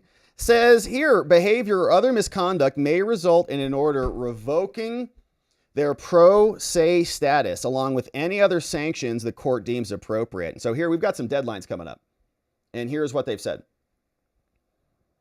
July 25th, hearing on the U.S. Daubert motion, which is about expert testimony and expert reports. Is this person actually an expert? Deadlines for the submissions of up to 10 questions per side. For jury selection, voir dire. So we'll see what Ryan wants to ask. August 15th, coming up soon. Deadline for Routh to submit responses to proposed jury instructions, and you shall refer to the 11th Circuit decisions on your instructions. August 8th, we got our pretrial conference. September 2nd, the final pretrial conference, and then boom, all of September, from September to October, the Trump assassin is going to be representing himself in a jury trial. Woo! So as instructed, Routh must comply with all court orders, and you also must comply with our protective order. It prohibits you from disseminating, sharing, anything else with anybody who's not a member of your team. And so don't think you're going to start posting this stuff on the internet. We'll review the other motions. These other attorneys are going to be standing by at my discretion, and get your filings in quickly. Signed by Judge Eileen Cannon. And Ryan Routh's trial will be here very soon. So now representing himself, an interesting development there. Judge Cannon letting that go forward, and it should just be a disaster. Of course, we'll keep our eye on this one. Thanks for subscribing and joining as we do. All right, we got one more update, my friends, and then we'll hear from you. And this one's an interesting one. Climate change lunatics apparently are trying to take out the sun. Politico reported on this story saying the researchers who were behind this quietly planned a test to dim the sunlight, and they didn't want to tell us about it because it might scare the public, because they're blocking the sun. Now, this was an exclusive that Politico got their hands on, and I got the document here that they linked over for us that is the actual report and the memo, essentially, that is explaining what they're doing. And it's not that long ago, October 25th, 2023. And it's pretty interesting because we also saw, I think that EPA Zeldin came out and said, well, we're not doing anything. Nobody's doing any weather modification. No one's doing any geoengineering. There's some small local projects. Maybe this would qualify in a small local project. But it's kind of a big deal if you're going to blot out the sun. But Politico reports says a team of researchers in California drew notoriety last year with an aborted experiment. California loves their aborted things. And on retired aircraft carrier that sought to test a machine for creating clouds. But behind the scenes, these maniacs were planning a much larger and potentially riskier study of saltwater spraying equipment that could eventually be used to dim the sun's rays, which we saw didn't work out in The Matrix. A multi-million-dollar project aimed at producing clouds over a stretch of ocean larger than Puerto Rico. Now, the details outlined in a funding request and emails and other records came across Politico's desk. There's a secretive, billionaire-backed initiative that oversaw the brief solar engineering, geoengineering experiment on San Francisco Bay. They also offered a rare glimpse into the vast scope of the work that they're doing. Last year's experiment was led by University of Washington and was intended to run for months. It lasted about 20 minutes before being shut down by Alameda city officials who said, no one even told us you were doing this. The initial test was only meant to be a prequel, but even before it began, the researchers were talking with donors and consultants about conducting a 3,900 square mile cloud creation test off the coast of North America and Chile. That's according to more than 400 documents that they've gotten their hands on. At such scales, they wrote in their research plan, meaningful changes in clouds will be readily detectable from space. And this massive experiment offers no indication about what else could happen, saying before the setback, though, the team had received some federal funding. They wanted government ships and planes, and the university and its partners, a solar geoengineering research advocacy group called Silver Lining, probably spraying a bunch of silver into the air, and the scientific nonprofit didn't respond to detailed questions about this, saying that all we're trying to do is just fill in the gaps of information right here. And here is somebody, Sarah Doherty, an associate professor at Washington, is the director of the Marine Cloud Brightening Program. Now, growing calls for regulation. A lot of people have concerns about the fact that they're pumping stuff into our atmosphere and then lecturing us about climate change. Conspiracy theories have reached a fever pitch. Lee Zeldin made a whole post about it. We talked about it here. And we were asking ourselves if it was accurate, because there's a lot more things that are happening. The trove of documents show that officials within Marine Cloud Brightening Program were in contact with officials from the government and the consulting firm Accenture to prepare for a much larger ocean test. But after local backlash doomed Alameda, the team acknowledged that those federal resources are likely out of reach. The prospect of U.S. backing became even more distant. Trump won. He says, we're not going to work on your global warming green crap. The program's donors include billionaires like Chris Larson, Chris Sacca, Rachel Pritzker, probably just like the giant governor's sister or something, a venture capitalist who has appeared on Shark Tank and others. This dude's a mega lib, this guy right here, like obnoxious lib. The 2023 research plans show that the experiments in Alameda and at sea would have cost $10 to $20 million, and they're just going to pump, a bunch of stuff into the ozone. Now, for more than a dozen years, they've been studying this. And they said they're trying to avoid scaring the public. The source of the program's initial financial support isn't named in the document, but the timing coincides with the establishment of this organization. The group does not disclose its donors, but many, like Elliot Spitzer, the guy who was, sleeping with all those hookers, the Moore Foundation, the programs, donor reports, and they're hiding it. Here's a message. Hi, all. I'm sending a quick note to let you know that NPR's climate solutions reporter, Julia, will be visiting on Monday. She's going to be there for 2 hours. This is a feature story about an experiment that we're doing. Stories about the importance of aerosols research and climate science. And we're presenting this as a woman-led effort. Great. But it's probably not. Just present it that way. There will be no mention of the study taking place in Alameda. Underline bold. Please let me know if you have any questions. Don't tell them about what we're doing. On April 1, the day before the experiment was launched, an advisor said, we might need federal support, and maybe that's what it looks like.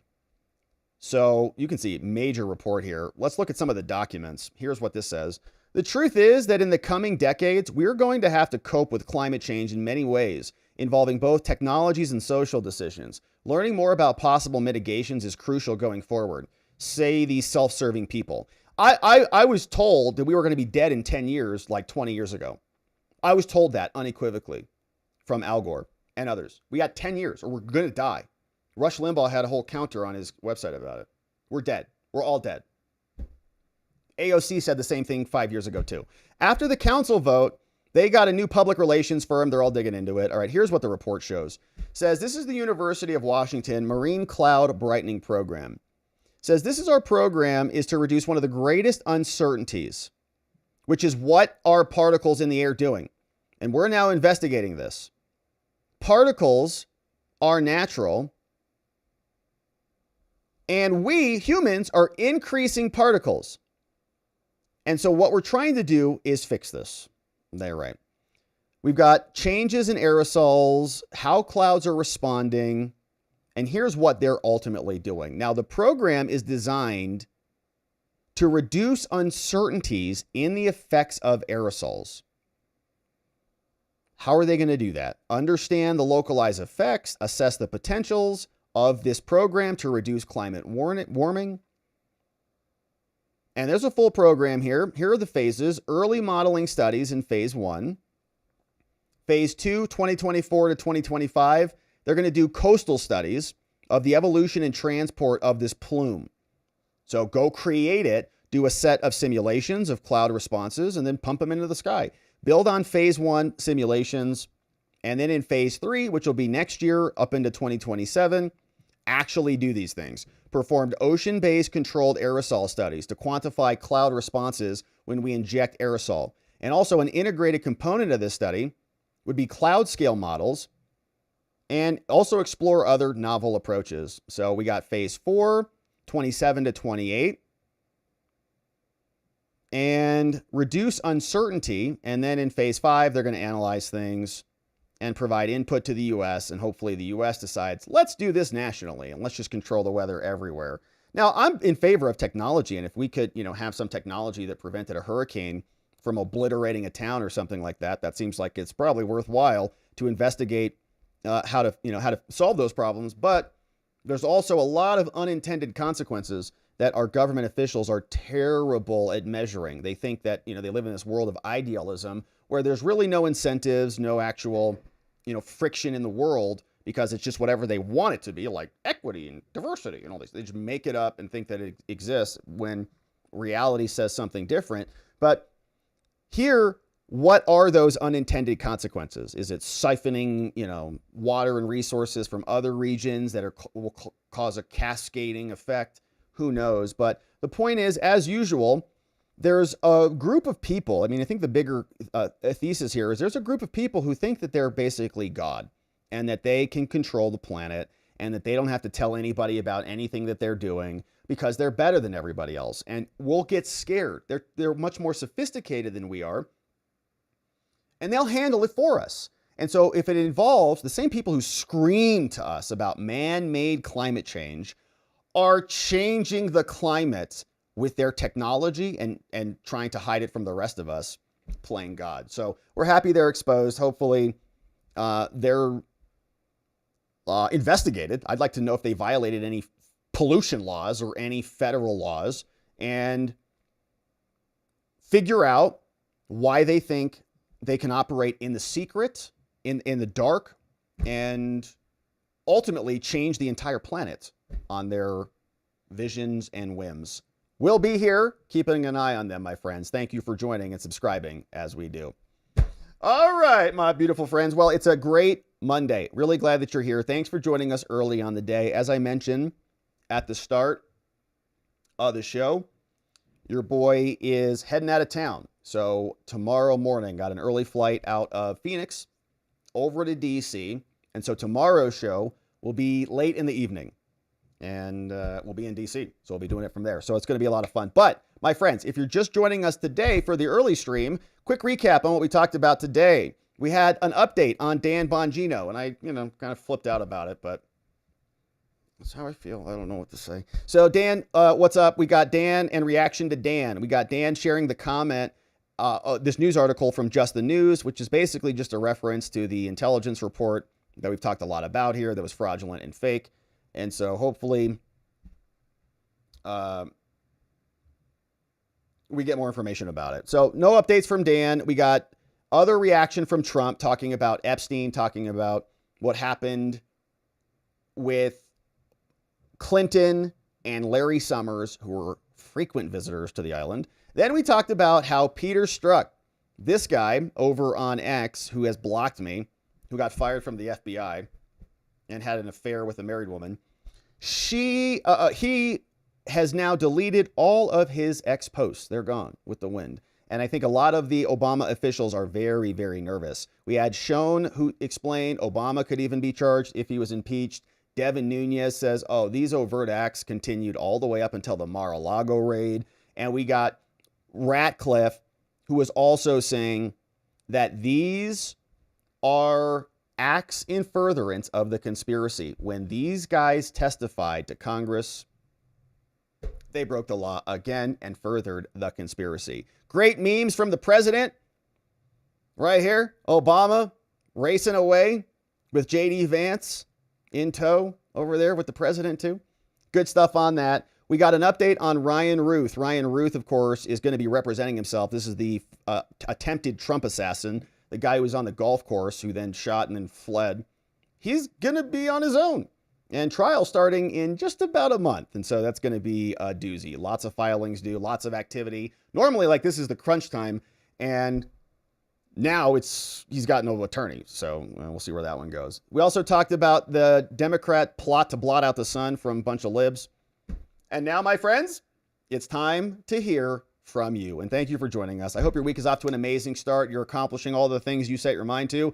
Thank you for being here. Thanks for supporting our show, for being amazing.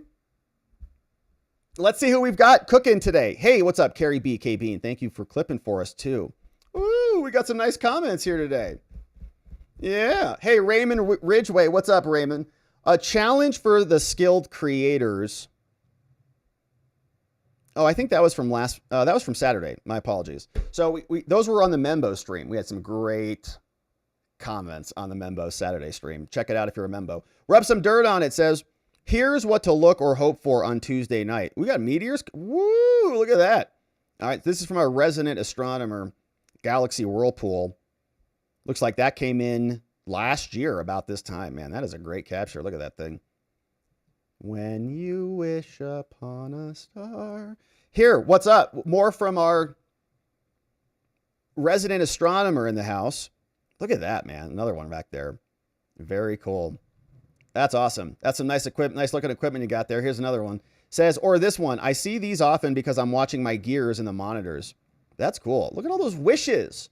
You must be wishing every night. Sheesh. Probably has everything you ever wanted. Run Mead. The idea of grape crushing is less humor and more political. Oh yeah, we watched also on Saturday, the Membo stream. We watched Grape Lady. Remember that? One of the original internet viral videos, Grape Lady, when she's mashing the grapes and she falls and she just dies on camera. And the news is like, oh, she's dying. Oh no, that's horrible. Run Mead. we were talking about that. And I was like, is this what you're talking about? Grape crushing? That's what I thought of. The idea on grape crushing is less humor and more political. When the battle hymn is integrated, slightly amended. They are trampling out the vintage where the grapes of wrath are stored. They have loosened the fateful lightning of a terrible swift sword. The truth is marching on. Run me. Thank you for that. Man, that is a great verse right there. Yeah, that's great. Thank you for that, Run Me. Much better context than Grape Lady falling out of a bucket. What's up? Whoopsie Daisy says, Dan Bongino has always been a drama queen. Yeah, I mean, and that's pretty, me too. Yeah, me too, by the way. So that's fine. So we can recognize each other. But I think it better serves you as a podcaster than it does as the deputy FBI director. Okay, like those types of comments should not be coming from him. They'd be better served to not say those things. Because now now it sounds like there's nothing you can do. And we put you in there to be the person who does something. Well, I don't know where this is going to go, but it might not work out well for us. Well, then get out of there. Bucky's is Rome. Hey, it's July 25th, 11:14 a.m. Not a single Democrat has been arrested for violating federal immigration laws. Not a single Democrat has been indicted for name your crimes for the past 8 years. Oh, and I love this one. Not a single Democrat has been indicted or arrested for colluding with a foreign government to try to overthrow a sitting president. No, not at all. Nothing. Easy things. Easy. Like FBI fired whistleblowers. Our guys should be back instantly. Why does that not happen? I don't know. We know why. Ukrainian efforts to sabotage Trump, because I don't think they're actually in charge of the agency. Hey, rub some dirt on it. What's up? This one came in from Bucky's is Rome, linking that. Yeah, the Ukrainians were seeding the anti-Russia stuff. We're seeding the Russia stuff. It was foreign intelligence. It wasn't Russian interference. It was Ukrainian interference with our elections, and they just blamed Russia for it.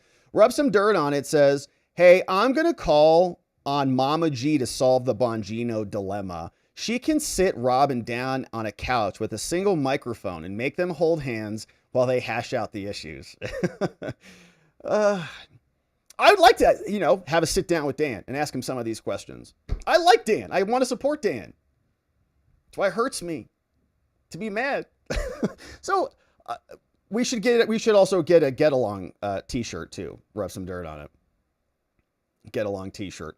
It's a good strategy. I don't know if two grown men holding hands on a couch, if that has the same effect. But when you're younger, like when you're boys, you make them hold hands. It's weird, but not like gay, It's like weird. You're like, I'm holding hands with my brother. It's like not like a gay thing. It's just like awkward and you never misbehave again because it's such a terrible punishment. But if I had to sit there and hold Dan's hand, I think he'd feel the same. Be like, this is too much, way too much. Bucky's is Rome. But I mean, if we have to do it to get to the bottom of Epstein, it's like, do you just sit there and do it just to work it out? I don't know. Bucky's is Rome. This is a complete crap show soap opera, and this administration is stacked with unserious people. I'm glad I went fishing instead of voting because I'd be seriously pissed if I voted for this. Bucky says, Brennan literally lied before Congress. Cash could have had the feds pick him up and arrest him like yesterday. I have more faith in a midget stripper handling my credit card than I do these clowns running this clown car. Yeah, well, yeah, at least with a midget stripper, you can kind of, keep an eye on her. Probably. Although it might be hard to see, because of the size. So maybe you need to put like a flag on her or something. I don't know. But yeah, there's some basic stuff, man. Like, I'd like to know more about January 6th. I'd like the whistleblowers to come back. I'd like the pipe bomb information out. I'd like to, where'd the deleted evidence go? How come like Stephen D'Antonio is not suspended, or like these guys, like what happened to these guys? Is he still there? I don't even know. But you get the point. It's like there's a lot of stuff that could happen, and it's just not. And they instead give us these stupid, like, teenage high school girl posts. Like, I've never been the same after what I found out about him. What? Grow up. You're an adult man. Milan says, I saw a crazy story. I have not been able to substantiate it yet, so it could very well just be BS. But it was so crazy that it would explain Dan's dramatic post. Here goes. Bill G cloned humans on Epstein's island to create a slave population. Hillary's a clone?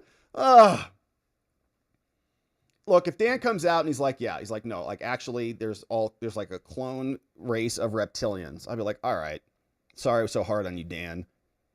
I might post something like that too. Like if if I found out like Hillary had a tail or something, I'd be like, I'm never going to be the same person again after that, for sure. So if it's something like that, then we can give Dan the benefit of the doubt on that. But it's a good one, Melan. I don't know. Hey, Jay Marinos says, as always, the professor brings the beef. Wendy's TV commercial reference. Yeah, brings the beef. Is that Arby's or is that Wendy's? Yeah, rest in peace to Dave. Nobody else provides primary sources, just opinions, why I watch. Well, thank you for that, Jay Marino. Yeah, we try to, bring the docs up. And I like to go to the sources because it's primary. Don't like the copy and paste game where you make a Xerox of a copy of a copy of a copy, and by the time you get it, you can't even read it. Jay Marino, what's up? Hey, says way back. Say hello to my little Sabina, Scarface from Jay Marino. Yeah, and you know who else has all of Peter Strzok's text messages or X posts? Elon Musk. Bucky's is Rome. We are in talks about subpoenaing. Sums up the Republican Party right there. Just talk and run out the clock. Yeah, I'm getting tired of the running out the clock stuff and the trust me, bro, and it's coming any day now. It's been 6 months. We said we're being consistent here. I said 6 months. A lot of people were very mad at 2 months. Okay, there's a bunch of a contingent. Where are the arrests? We just got elected. What's happening? I was like, well, 6 months. Give it 6 months. Well, we're there, and so we're looking forward. I mean, and we started to get some activity with Tulsi and Ratcliffe, but they can only do so much. Okay, it has to go over to Pam Bondi and the FBI to do these things, and they so far have not done much. Jay Marino says yeah. Democrats form fake, illegally constituted committees instantly and go after the entire party. We just a little bit, we don't want to be tyrannical, but we want to exercise the power that we're lawfully entitled to exercise aggressively. That's why we got it. Jay Marino, thank you. Every lawyer in the country is waiting for a court to rule that a client can't fire their attorney. The invoices are ready. Well, there's some cases, if you're right in the middle of a trial or right before trial, I think clients have a lot more ability to fire their attorneys than lawyers have the ability to get off the case. If you're a lawyer and you want to fire your client, like they haven't paid you or something, or, they've gone crazy and you're like, we got trial in a week and unless you pay me, I'm getting off. Judge's like, I don't care if you got paid or not. You're scheduled for trial. Get up here and go. Jay Marino, please remind people that the word treason is being used colloquially and not in the legal context. Huge red herring being pushed by the corrupt talking heads and press. Yeah, and I think there's a couple different definitions of it. Treason is in the Constitution. It's also in U.S. code, and it is also used colloquially. He's a traitor.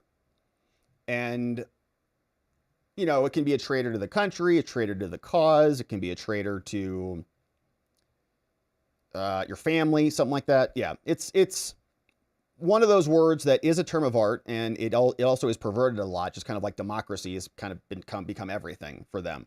Uncle Bozy, what's up? Hey, I'm looking forward to you covering the Routh trial. That's going to be entertaining. Also, I'm hanging with Bongino. Amazing. A lot of people are. He is right. Investigations, especially of this magnitude, do take time. Plus, I don't want any prosecutions compromised by early release of any evidence. I think there will be Epstein prosecutions at some point, so I'm just going to be patient. I hope I'm right. Uncle Bozy, I hope you're right too, man. And thank you for coming out and offering a bit of optimism to contrast my black pilling this morning. We appreciate that. I also support Dan Bongino and Kash Patel. Just to be clear, there are guys in these positions of power. I want them to succeed. Anything that we're talking about here is not meant to tear them down or to set the cause back I want them to do the right thing and to actually deliver actual results. I know they're capable of it. They may not know that they're capable of it, but they are. And this is the moment where you make history and you make your mark and build your legacy. This is it. So that's all. Okay. We're enthusiastic, like cheerleaders a bit, but that was certain posts are not good calls. And I don't want to hear any more platitudes without more results, quite frankly, from the FBI specifically. Tulsi's got his stuff. CIA's got his stuff. FBI has done nothing as far as I can tell. Uncle Bozy, what's up? Hey, speaking of Elliot Spitzer, I bet he's in the Epstein files. Ann Wiener, I'd bet on it. I think that's a safe bet. Wiener's a great name for a pervert. It's true. Even better than Carlos Danger. I wonder if Pierre Delecto is in the files too, but I digress. In fact, I am the king of digression. You may have noticed.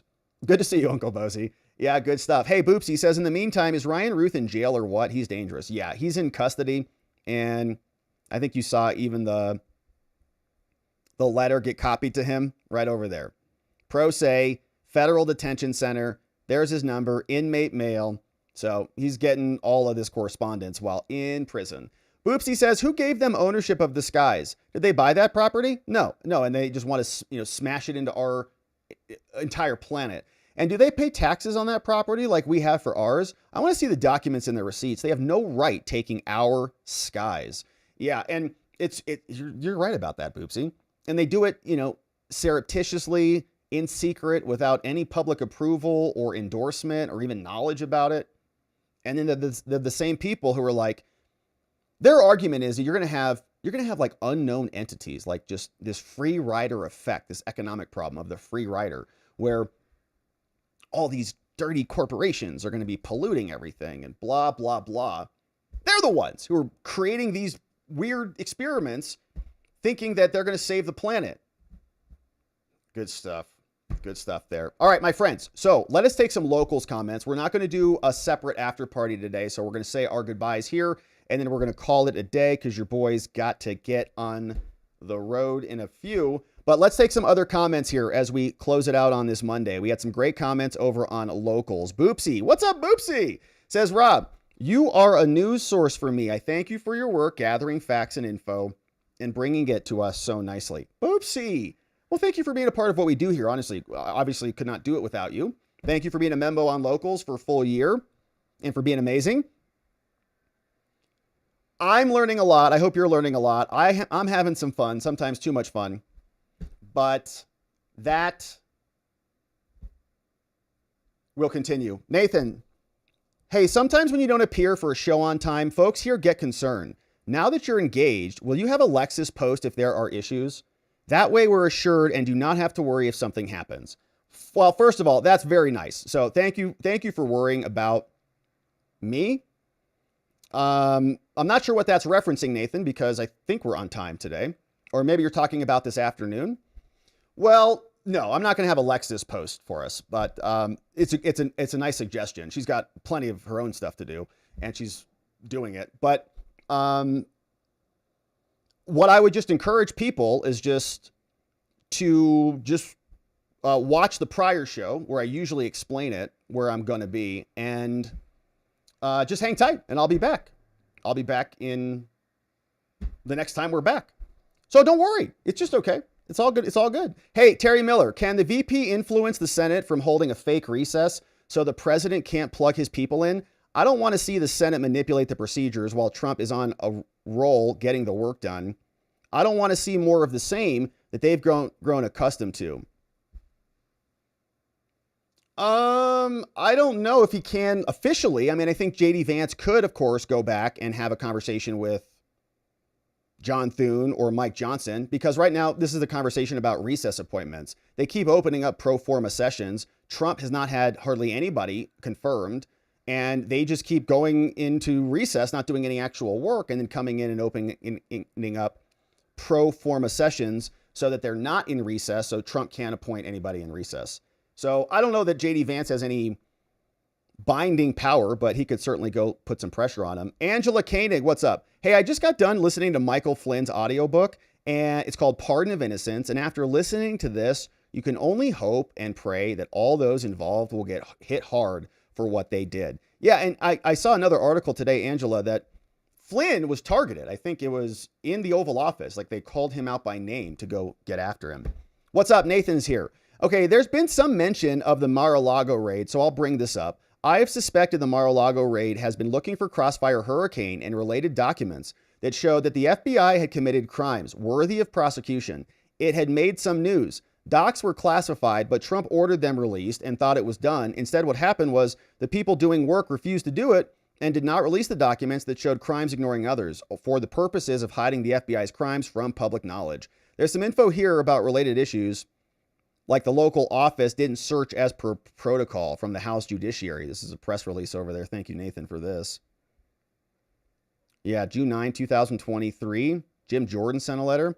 Amazing. I'm now keeping tabs on a lot of this stuff, so thank you for that. Going to add this to our links because we're assembling all of the the Obama prosecution documents in the House. Nathan, thank you for that. Hey, Carrie B. Carrie, thank you for clipping for us today. What a nice comment. Hey, Rob, I just want to give a shout out to our community because once again, they prove we are the best people all on the whole planet. I appreciate the birthday wishes. Happy birthday, Carrie B. Happy birthday to you. You really know how to make a gal feel special. Well, we love Carrie B. And I think I saw some Carrie B spicy memes over there. Is that what I saw over there? I think I did.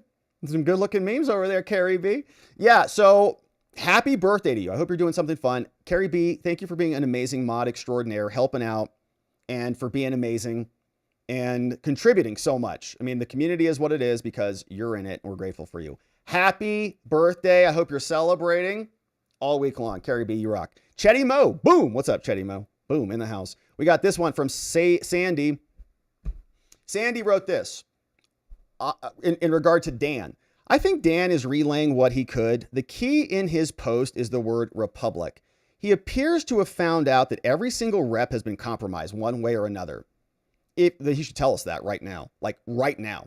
Like he should tell us that right now and give us the evidence right now. That's catastrophic. We're living in a fake country.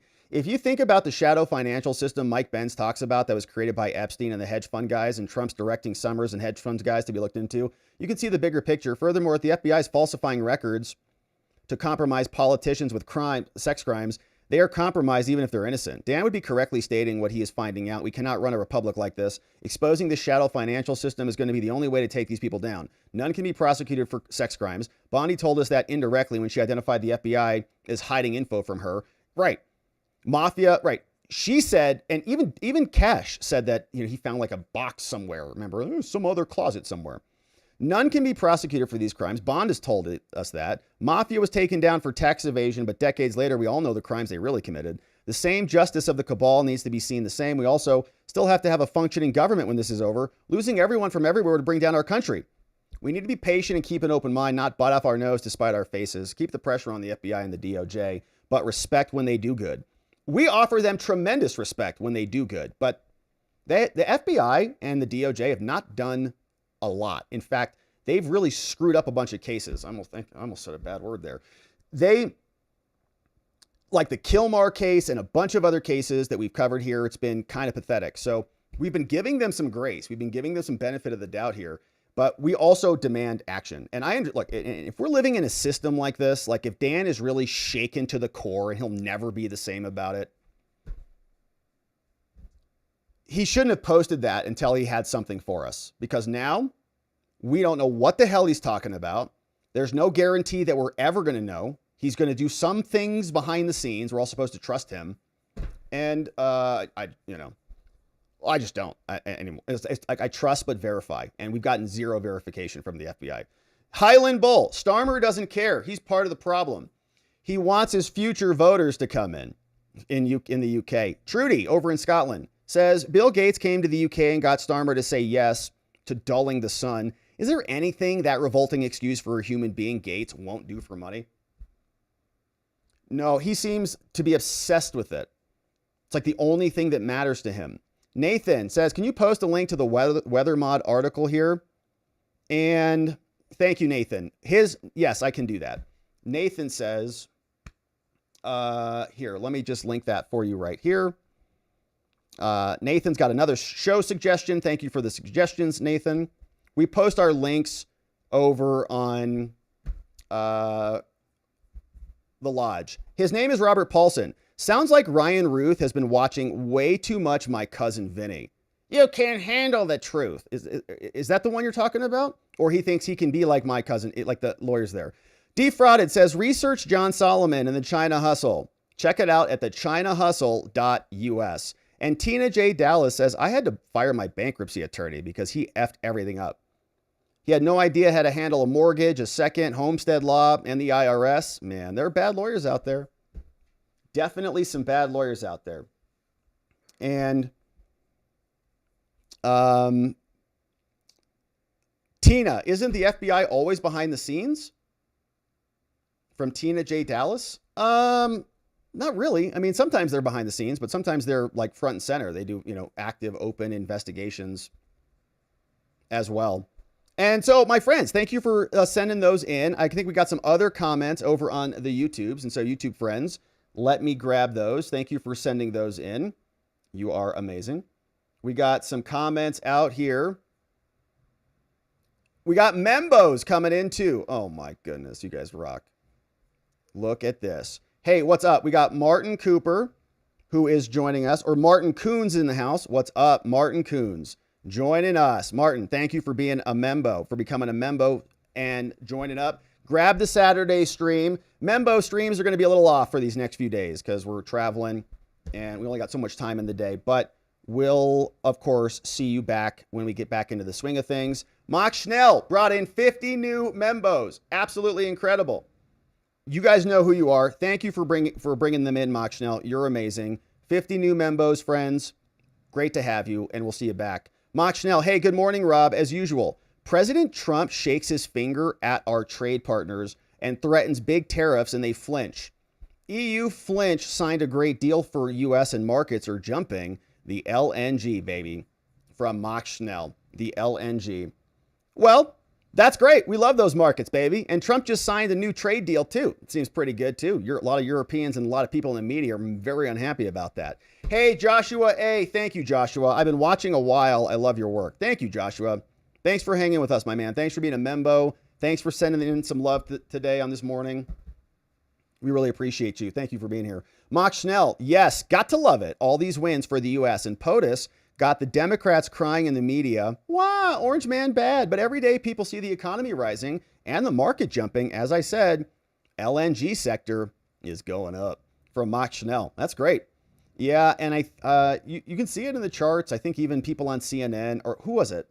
Was it Bill Maher? I think there was a clip of Bill Maher going around from his show over this weekend where he was saying the same thing. He's like, I was dead wrong. I thought, inflation was going to go through the roof. I thought we'd be entering a recession. He's like, people seem like they're actually doing better, and it's just getting started.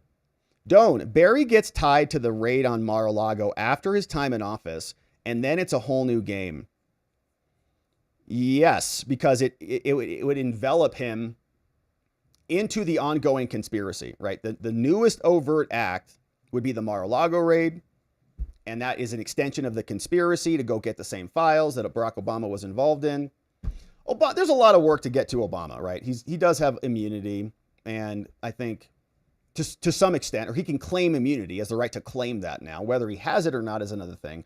And so I'm completely in favor of him having to defend himself if there's probable cause to the charges, just like President Trump had to do, because nobody's above the law. That's their rules, not ours. And in this case, I would argue that, yes, if he was the kind of the origin of this entire hoax by ordering it from the Oval Office on that 12/9 meeting, then on the back end to close out that conspiracy by recapturing those documents, that's the same conspiracy, one and the same. And so he can be included, I would argue. Dark Rogue, hey, says getting blocked by Strozk is a badge of honor, Rob. Kudos. It is true. I felt pretty good about it. And now it's fun. I actually appreciate it because now I can call him a coward and say he blocked me like a pathetic baby every time we talk about him. So I appreciate it, actually. It's like, I couldn't have said that if he would have just not done that. But now that he's blocked us, now I can just say, what a spineless baby. He can't even take comments on his dumb posts on X. Pathetic. But if he hadn't blocked us, I couldn't have said anything like that about what a weak man he is. Revco. Strozk is probably teaching ethics and marriage counseling there as a shining example of integrity and fidelity and sarcasm. Yeah, I think that's probably close to real. It's like business ethics, government ethics, FBI ethics. He's probably teaching that. FBI Ethics 101, taught by Peter Strozk, fired liar and cheater. Hey, what's up, Dark Rogue? 20 new Membos coming in. Thank you, Dark Rogue, for sending in 20 new Membo friends. I wish YouTube captured the names, but they don't. So thank you, Revco. And thank you, Dark Rogue. 20 new Membo friends. Dark Rogue brought you in. 20 people. And we're happy to have you. Thank you, Dark Rogue, for doing that. XJTAC. Did you see aliens might be coming to attack us in November, according to Harvard and a bunch of scientists tracking an object? Google it. It's in the news. I did see that. Yeah. There's an interesting object, an extra galactic object, I think, flying through our solar system. Or maybe it's from another galaxy. Is it from another galaxy? Is it from our galaxy? But it's flying through very fast, and it's going to come, I think, right across like by Mars. And it's got a weird shape, and so some people are saying it might be an alien spacecraft that's going to come take us all out. There's been 2 others, I think, that we've captured coming through, like foreign interstellar objects, I think they are. And it's interesting to see them because it's not from our local system. But it's coming in strangely, very fast, kind of in a weird trajectory, not like the other interstellar objects. So it's been curious. And maybe we'll have some aliens here. We'll just deal with that. Hey, be some interesting streams. Yeah. These dictator aliens think they can come down to our planet and tell us what to do?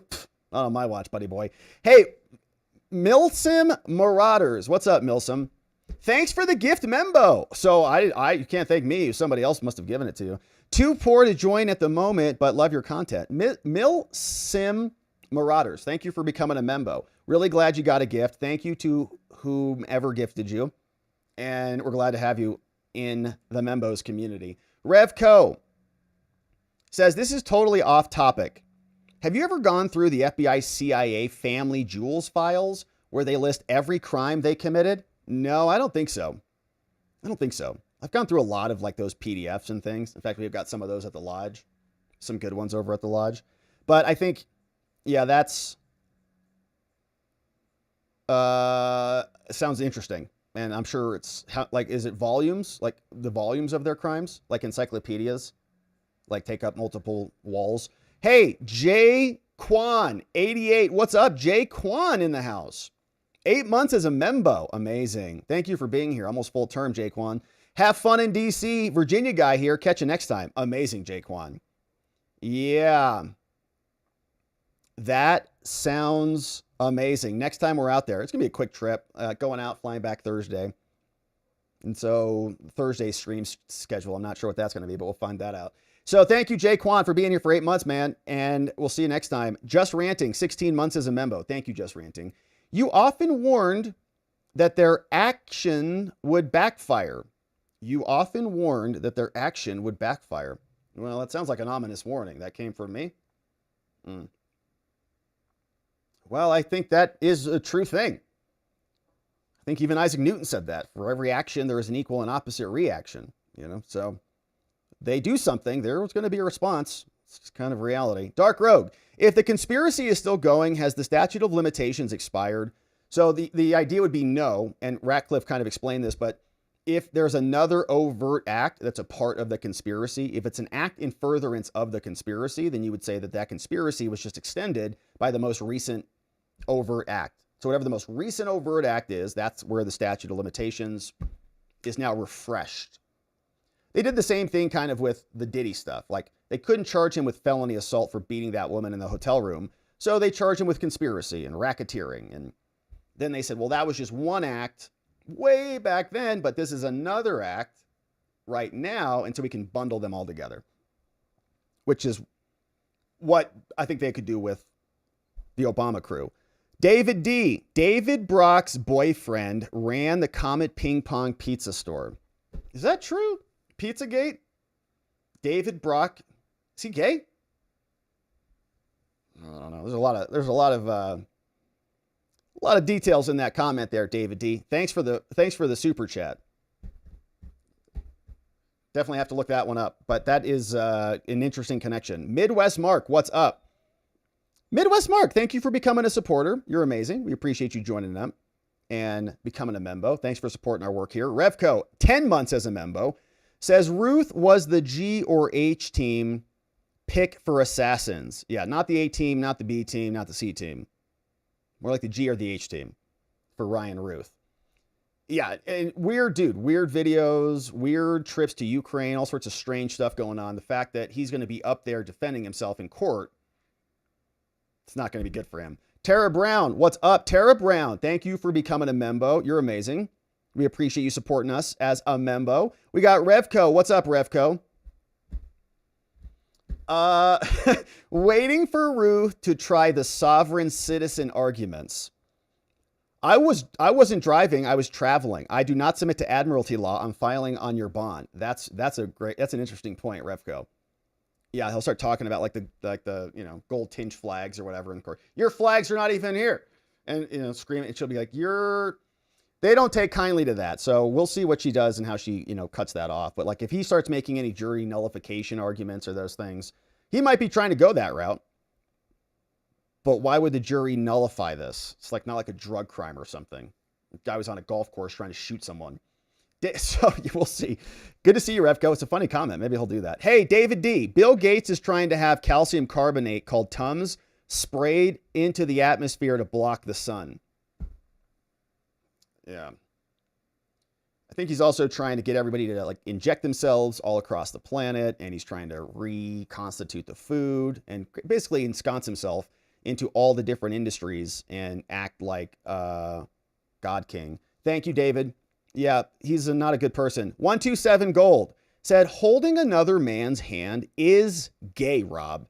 That's why it makes it a great punishment. Great show. Thank you, 127 Gold.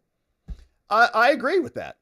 Yeah, I agree with that. But aren't there some countries like in the Middle East where they hold hands, like kind of walk around like this kind of a thing? What is that? Is that a thing? I feel like I've seen that. Like, didn't Bush go over there and like hold hands with somebody, like walking down, holding hands? What the hell's going on over there? So I don't know, but I guess my point was, is it still, I guess it is. I mean, that's why it sucks so bad. It's like when you're holding your brother's hand. So like I'm like, let's say 10, he's like 8. We're throwing stuff all over the house, breaking things, mom's furious. Punishment is you sit on the couch and you have to hold each other's hands for 5 minutes. And then we never disobeyed again, ever in our whole lives. All that took one time. And I was trying to say, like, I was trying to kind of justify, I'm like, well, it's not that gay because it's your brother. And it's like, it's just weird. It's not gay. But you're right. It's the whole point of it is like, this is really gay right now. And so you have to, you can't beat around that fact. Thank you for correcting me. 127 Gold. It is totally. Rare Plymouth or Raw Plymouth says the deep state owns the courts. They can't do squat. Yeah. And if Dan is so shocked to the core and there's this like massive apparatus of pedophilia that's really in control of everything, are we going to see any actions to end that system? We'll see. I hope so. Voice of the people. Sorry, a sitting president using psychological and informational warfare to get me to vote who he wants is a hostile act for taking my only real check on the federal government, which is my vote. Yeah, I think that's right. It is a hostile act. That's Obama, right? He's trying to frame Russia, a foreign power, for stealing our election, creating a story around that is not accurate, and then using that for his own political ends. It's traitorous. Jim R., what's up? I am so black-pilled today. Sorry about that, Jim. I don't know if I contributed to that at all. Just to be clear, I like Dan. I want the FBI to be good. I want it to be amazing. I want them to do actual things. That's why we're a little upset today, because I don't want to see any more posts. We've seen enough posts. We've seen posts for 6 months. We've seen posts for 4 years in 6 months. So if you don't have like an indictment ready to go, or you don't have something big, then just save your little, drama post. Terry Yellow Horse, thanks, Rob, for your hard work and always touching base with us. Thank you, Terry. Safe travels. On another note, I get my cast taken off today. Thank you, Terry Yellow Horse. Yeah, I don't mean to say, like, I don't try to be, like, ignore you, or like when we're missing a show, like, I could post a bunch more, but I also don't want to post unnecessary updates, right? So like if we talk about it on the show, usually I feel like that's pretty good enough. So I don't need to tell you, hey, like in an hour, like we're not going to have a live stream tonight because we just talked about it, So that's kind of my thought process on it. I'm not trying to be rude or disrespectful or inconsiderate of your time, but that's my thought process on it. And then when I post a bunch of other things, and I actually comment on it, post, and people get notifications, and then there's another thing that somebody has to look at to know that there's not going to be a show when there's already not going to be a show. So anyways, so that's my thought process on it. And thank you for that, Terry. Congratulations on getting your cast off. I'm sure you feel free and much, much lighter. And we're glad you're healed up. Could be doing those cartwheels again in no time. What's up, Boopsy? Thank you for this one. Jigam says, news and entertainment like only Rob can give. And here, what was this from? Yeah, what is this? Yeah, look, that's the Venn diagram, right? I think that's it right there. Yeah. What was I talking about? What were we talking about? The Venn diagrams? Or was this the Epstein files? The universe of things? Yeah. Yeah, that's not a real good hand motion right there. Thank you for capturing that one. Yeah, we appreciate that one. Thank you, Jigam, for that. Rub some dirt on it. Hey, remember that of the $2 million settlement with Strozk and Page, there are a couple of attorneys taking their 40% expenses back out of their union firms that launder the money back to Dems, keeping the squeaky wheels greased. Man, that is a good comment. Rub some dirt on it. Yeah. Yeah, lawyers are in on it.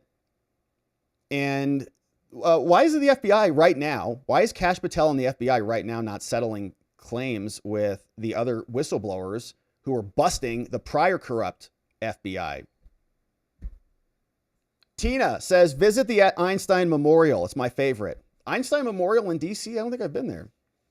Well, we may have to go on a walk and talk tomorrow or on Wednesday, because I got some time on Wednesday before we got the event on Wednesday night there in DC. So maybe we'll go walk around DC together or see what's happening out there.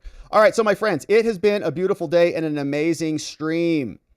Thank you for joining us. This old guy says, I was so late fee attached. This old guy, we missed you. Glad you made it. This is our stream for the day. So this old guy, hopefully you got the memo, but your boy's heading to DC. So I've got a couple things going to wrap up tonight. Then we're heading down to the Valley tonight. Then early flight tomorrow to DC. And then tomorrow's show will be from DC in the evening. So that's the plan. And I'm excited for it. So it's going to be great on the, it's Whistleblower Day on Wednesday. So we're going to hopefully be meeting Chuck Grassley, some of the IRS whistleblowers, some of the FBI whistleblowers who we talked a lot about here today. Should be there. I think Miranda Devine will be there. Some other cool people. Hopefully she'll be there. And we'll be there. So if you can't make it to join us, I know we invited some membos. We invited some of our members only community to come join us because they had some extra tickets and seats available. But maybe we'll see you there. If not, though, my friends, of course, we'll see you back here, and we'll try to share what's happening there vicariously through the camera. All right, so we will leave it there on the day, my friends. Your boy is wrapping it up and hitting the road, and then we will be back tomorrow. It's just going to be probably off schedule because we'll be back on the East Coast. So, my friends, it's a beautiful week. Happy Monday. We're going to have a lot of business to get to here as the week unfolds.